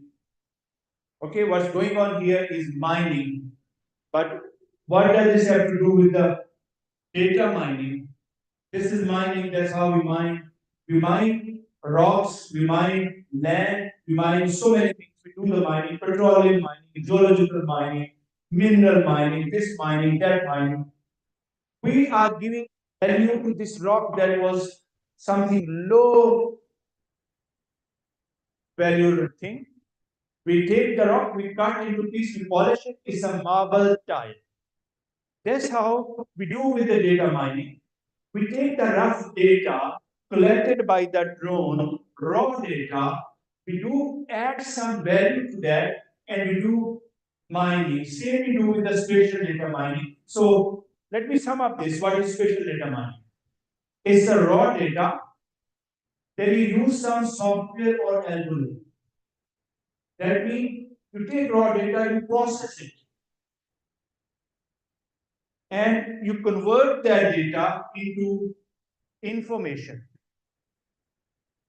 And that information guide you to do something. For example, a data based on what is being sold on stores, who is picking what, we process this information, and based on that information, we develop strategy. People are buying something good to eat. We create a shop there. It's a business. It's a good for you. It's a good for a businessman, and it's a facility for you. What we have done here, we converted raw data using some software, analyzed based on analysis. We have information what is needed, what is not needed, what we put in the shop, what we don't put in the shop, and that's sort of thing I call it spatial data mining. So there was raw data, and there is information. So it's an analysis. It's an analysis of raw data that is actually known as in GIS word right now with the mining. So mining is nothing different than adding value. So we process raw data, we convert raw data into information, and then mining. So marketing strategy or something else. But be careful. With spatial data mining, there are a lot of other terms in GIS science. One is dredging. Don't confuse dredging with spatial data mining. Dredging is illegal activity. They also take your information, process it, and they can go against you. It's not beneficial for you. Then it's a dredging. It's not spatial data mining. Have you ever think in this world, nobody give you anything for nothing. We provide you information, all these things, university, we teach you. University pays us. So we are giving you this knowledge, university pay us. Although I am giving this voluntary, I am not taking any pay. Be careful. I'm doing this voluntary. I think solo is my another home, and this university my and other university. So I give voluntary teaching every year 1 week. But most of us, we are paid for that. Isn't it like this? Have you ever thought you install so many applications nowadays on the mobile phone? We do that, and they say free download, free application. That's what we do. WhatsApp, do you pay anything to WhatsApp? Do you use WhatsApp? Do you pay to WhatsApp? We don't pay. You think it's free. That's like this. So you download app, you do it. There's nothing free. What they're getting into your privacy. They know where are you. They know where do you go. They know what do you like. They know where do you live. They are getting your personal information. So WhatsApp, you think is free, you get at cost of your privacy. You lose your privacy, and there's nothing private now in this world. On top of that, It's a facility to you. WhatsApp is a communication facility to you, but on top of that, they are running their business. So what they are doing? They are taking data, providing you an app. So in response of that app, they are getting data from you. They are analyzing and doing their own work. This is data dredging. WhatsApp is doing data dredging on you. It's illegal. Nobody have ever thought. Have you thought? Nothing. Nobody will give you free anything. Elon Musk spent a lot of money, billions and trillions, to get hold of Meta platforms and WhatsApp. Do you think it's a piece of land? We used to pay money if we buy a land or buy a house, buy something on the earth. What is Meta platform? Is there something you see on earth? Is a house? Is a building? Is some car? No. It's a communication system that doesn't physically exist. It's the internet and all this communication cloud-based thing. That's why Elon Musk spent billions of dollars on it. And he made use of the information based on this meta, what now it is called metaverse actually. And he became ally of Donald Trump, and Donald Trump won the election. It's a communication. Do you think they did data dredging on whole of USA? That's also value-added information for them, and that's data dredging. There's another term, data fishing. You may know. All of a sudden, you got an email from nowhere. Respond to this email. Don't do it if you don't know. There's data fishing going on. It's also related to spatial data mining, but it's not data mining. P-hacking is another term. It's also your data, my data, all of our data. And believe me, we are living in a world around you are the thieves. They are taking your privacy, your data all the time. So that's why we have P-hacking, data snooping, data fishing, data dredging. That's all going around you. And of course, it's related to spatial data mining. That's what's going on data mining. Huge data sets are taking from you without your information. All right. So use of data mining technique. That techniques have been developed. It doesn't matter who developed it.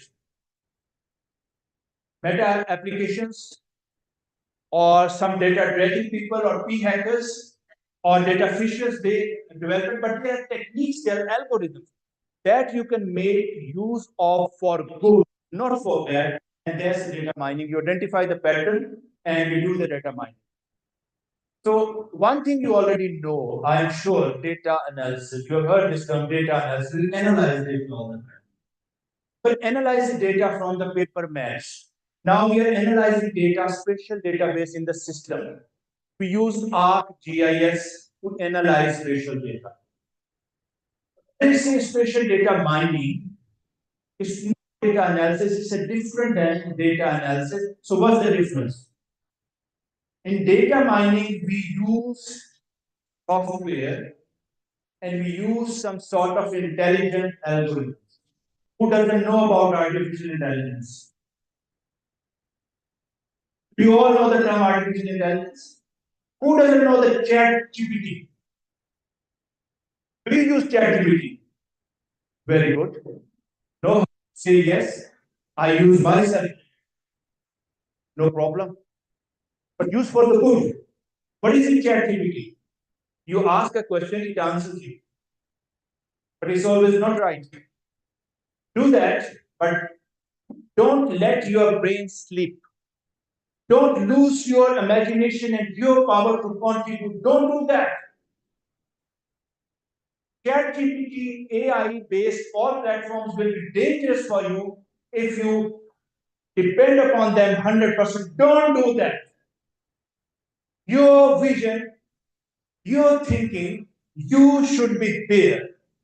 Make an ask ChatGPT to make an outline for your answer, but it should be your answer. Never ever let it go all ChatGPT, okay? That's how I use it. Everybody, but what's ChatGPT? It's AI platform, there are models happening, it's a recording. and then based on the language model is responding. So it's a chat GPT. It's an artificial intelligence.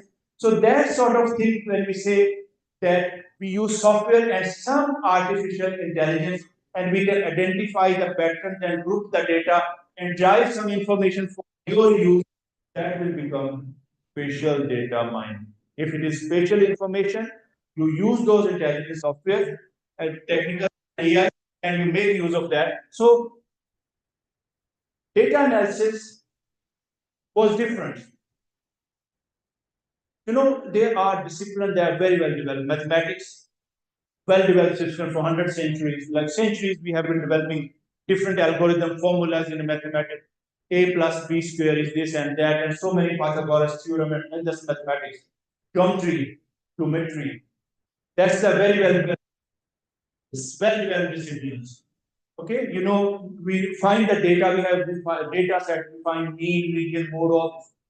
What are these? These are developed algorithms. Statistics is a developed science. Mathematics is a very developed discipline. Geometry is a well-developed discipline. They are fully developed system. They are algorithms, they are formula, they are the equation, they are the relations. We use those relations to find what is median, what is mode, what is average. Like yesterday, I was asking to Pajumdi was average family size in Indonesia.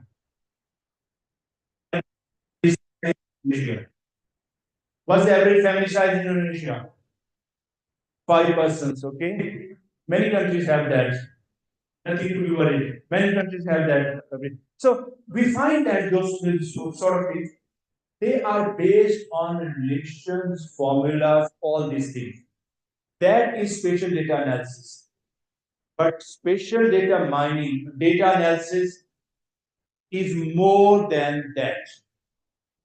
Now, softwares, now algorithms, new possibility that where not only these algorithms, you don't only analyze, you also predict, you find patterns, and when you use not only the algorithm you use, but also sort of intelligence with it, it becomes spatial data mining. So it's a more than spatial data analysis, it is a spatial data mining. It's a new thing, and you must learn it, and these are the things that AIS science we should learn. But spatial data mining and data mining have a simple techniques. Would you like to know the 4 techniques?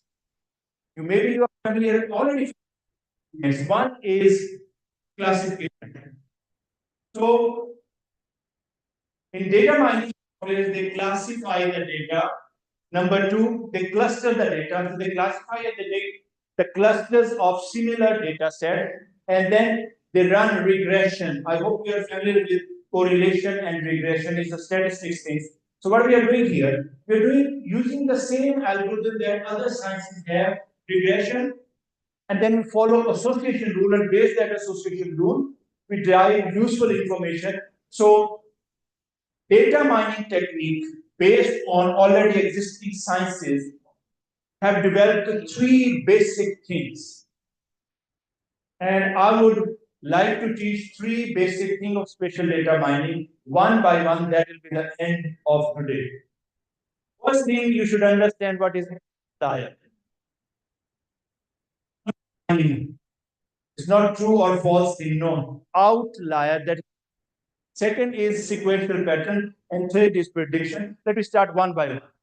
But before we start this, you should know we start data mining. The basic thing was this. Let me give you a grandpa story first. I'm 59 years old.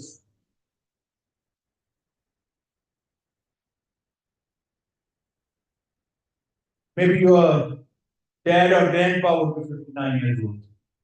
Okay? When I was like you, your average age might be 17, 18, 19 or 20 years old. When I was in this age group, I did not have access to this bloody thing. It wasn't there. So when I was in the classroom like you, at your age, do you understand me? This wasn't there. When I was like you, this wasn't there. More multimedia projector, no. My professors were teaching with a chalk on blackboard. When I was like you, I did not have to process the information how much you process every day. I know you are listening to me. I'm trying hard to tell you what is data mining. I'm throwing on you what is data mining. And you tell me yes. Data into useful information is data mining. Thank you very much. What is spatial data mining? Yes, spatial data into spatial information is spatial data mining. But still, most of you getting this information from me, and also I know you are doing something on this is going on. Not wrong. Nothing wrong with this. So there's a message to friend or from family. It's WhatsApp is going on with this. Only on front who are sitting are not doing this. I was not doing this when I was like you. Because I did not have this bloody mobile phone in my hand. But you have. You have. I'm not saying you're doing wrong. But what's happening? Happening. My brain was focused only on my professor and I was getting one line information. What my professor was saying, I was listening. There was nothing else to disturb me. So I was focused on one thing. What are you focused on now today? You are listening to me. Thank you very much. You are getting message from a friend. Thank you very much. You are getting message from mom as well, dad as well, responding to them. Now you think, when I was young like you, I was processing only single bit of information small. You are processing lot more than me. Isn't like this? Because you're busy with the mobile phone, you're busy with the WhatsApp, you're busy with the message, and maybe YouTube or anything, and you're busy with me as well. It's a lot more than when I was young like you. In psychology, now as a human, what you get, the information to process every day, it has increased many-fold that was in my when I was in your age, maybe 100 times more. So it's more information to process. And this overload of information on the brain. So you're getting information from different sources. You go in a car, you have a signboard, you have information. Here we see the Gibran gentleman, our vice president, your vice president. Okay? Lot of information, signboard, YouTube, all these things are coming. So your brain is a glacier, right? So you are overburdened with information, and you are like you now. There's information all there. It doesn't matter. You are a student, you are a professor, you are a banker, you are a husband, you are a wife, you are a pilot. Doesn't matter. You all are more information all the time, and we are such used to. You sleep, you get up, and first thing you see, message. Last thing you see is the message. And the same is happening not with individual lives, with organizations at all levels. So you are overburdened, and this overburden, over processing on information have some impact. This information overload has some impact on you. Do you know that? Psychologists now identify a new research, call it infobesity or infoxication. It's a disease. Do you know obesity?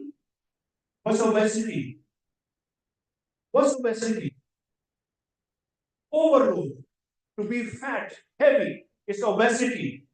Info obesity is the same overload of information. You are smart, but your brain is burdened with information. There's a lot of information present, and you have to process many more times information that I was processing when I was young. Like,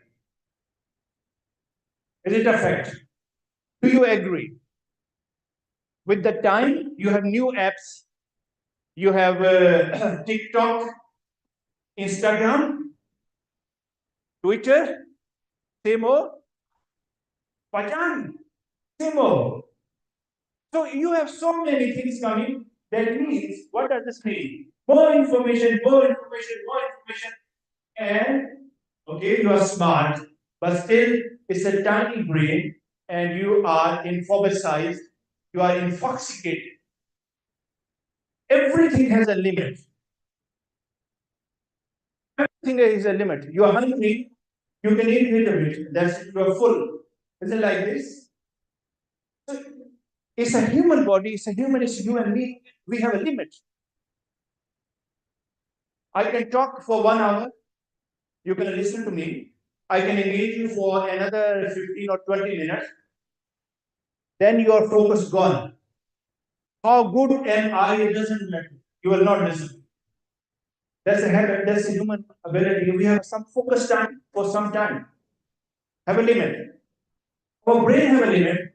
And infobesity is a disease. It's an over limit, overload of information, and we are all patient. You know the patient?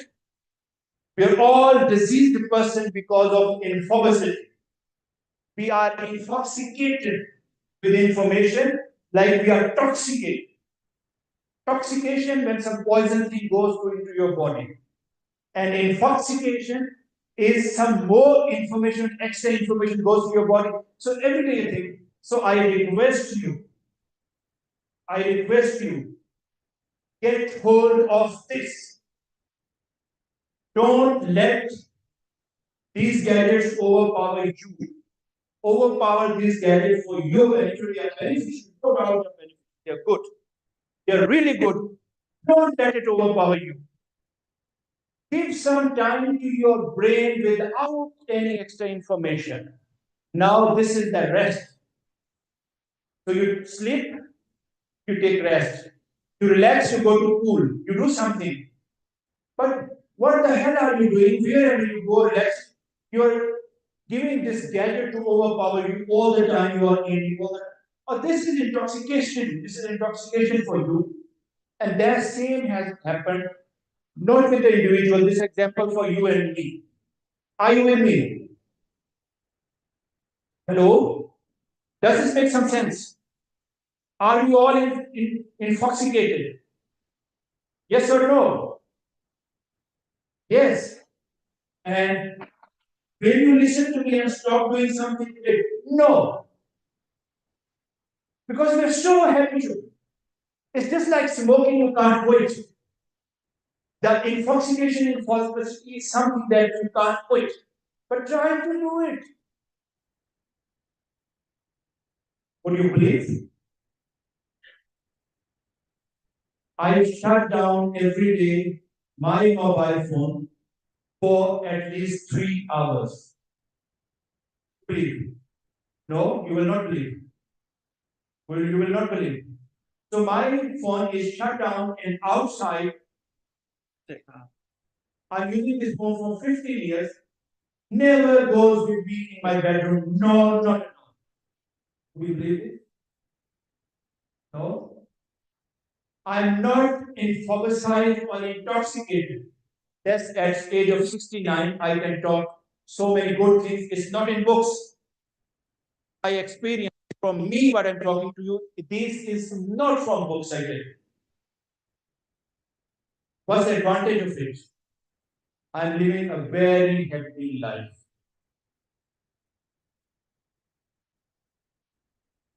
We have a lot of issues in families, in friends, everywhere because of this intoxication. Just think, because of this intoxication, because of media, all these things, we are humans, live with humans. So we have friends online, and we are a good friend to mom and dad. We don't listen to mom, but we send a message somewhere whom we don't see. Or this is not the life. Don't do it.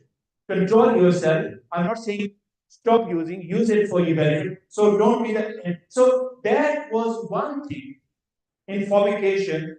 This has happened to individuals, who you and me. This has happened to organizations.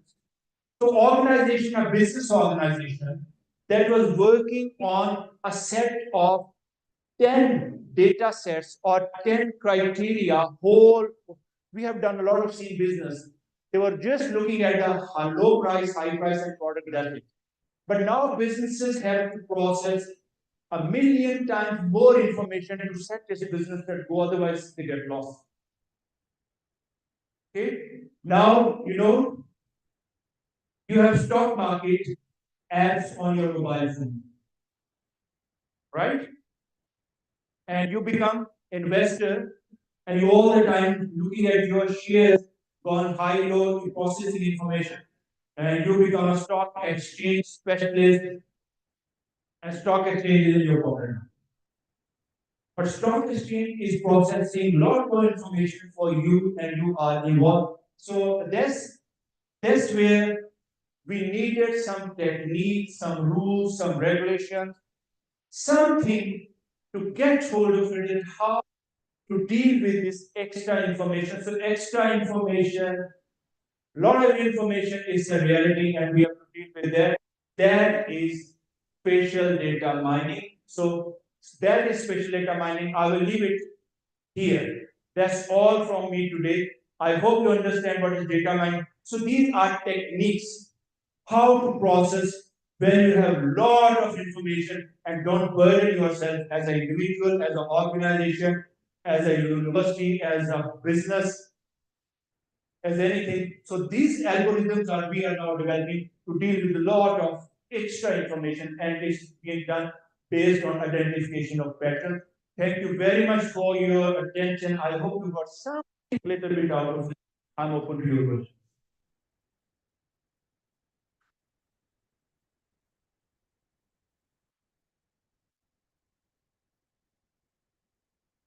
Okay.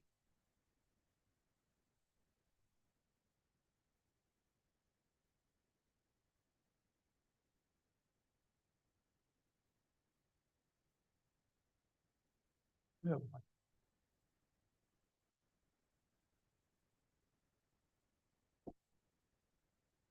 Not working?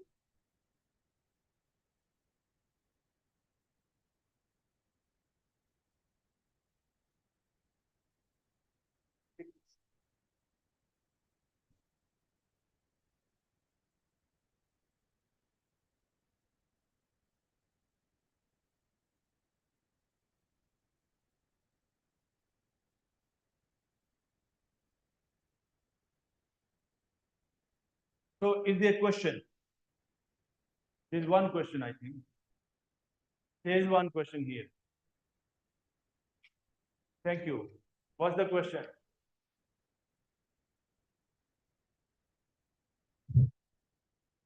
Any questions? Press ribbon.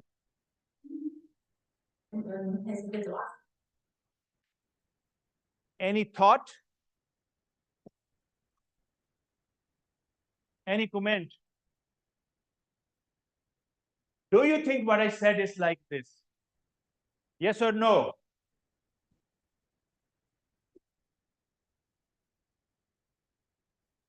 Do you think we are overpowered by this gadget right now?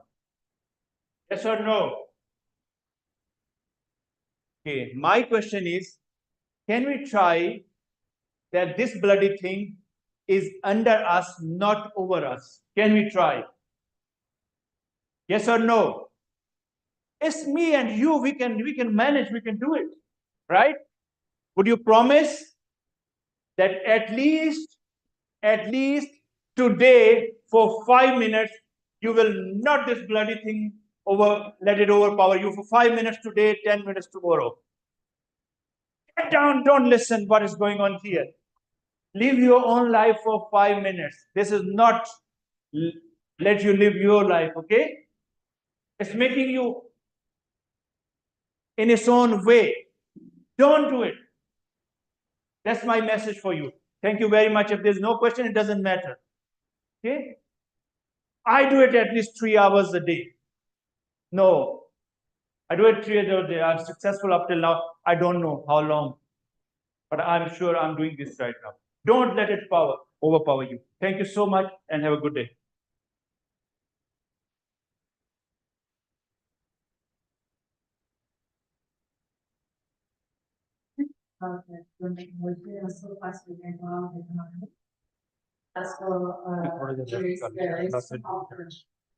Material today. So the first one from the current technology material. Purpose of the lecture is about develop the knowledge of technology and about also women aspect in our skill development and customer era. We also wanted to and that's one of our development of knowledge. And the second one about the achievement of the community, both the special determined is finite by converting special object.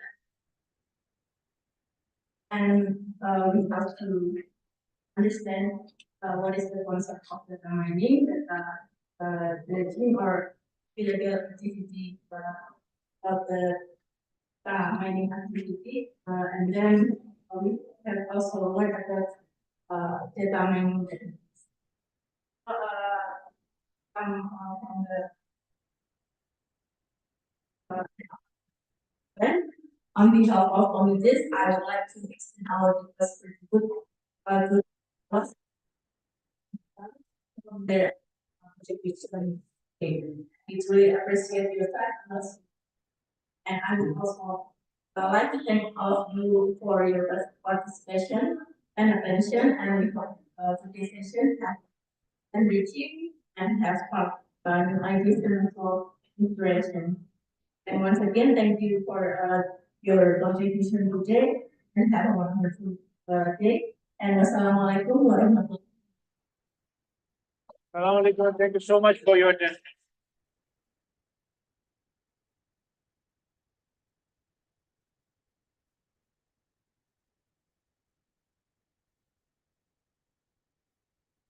And the marine is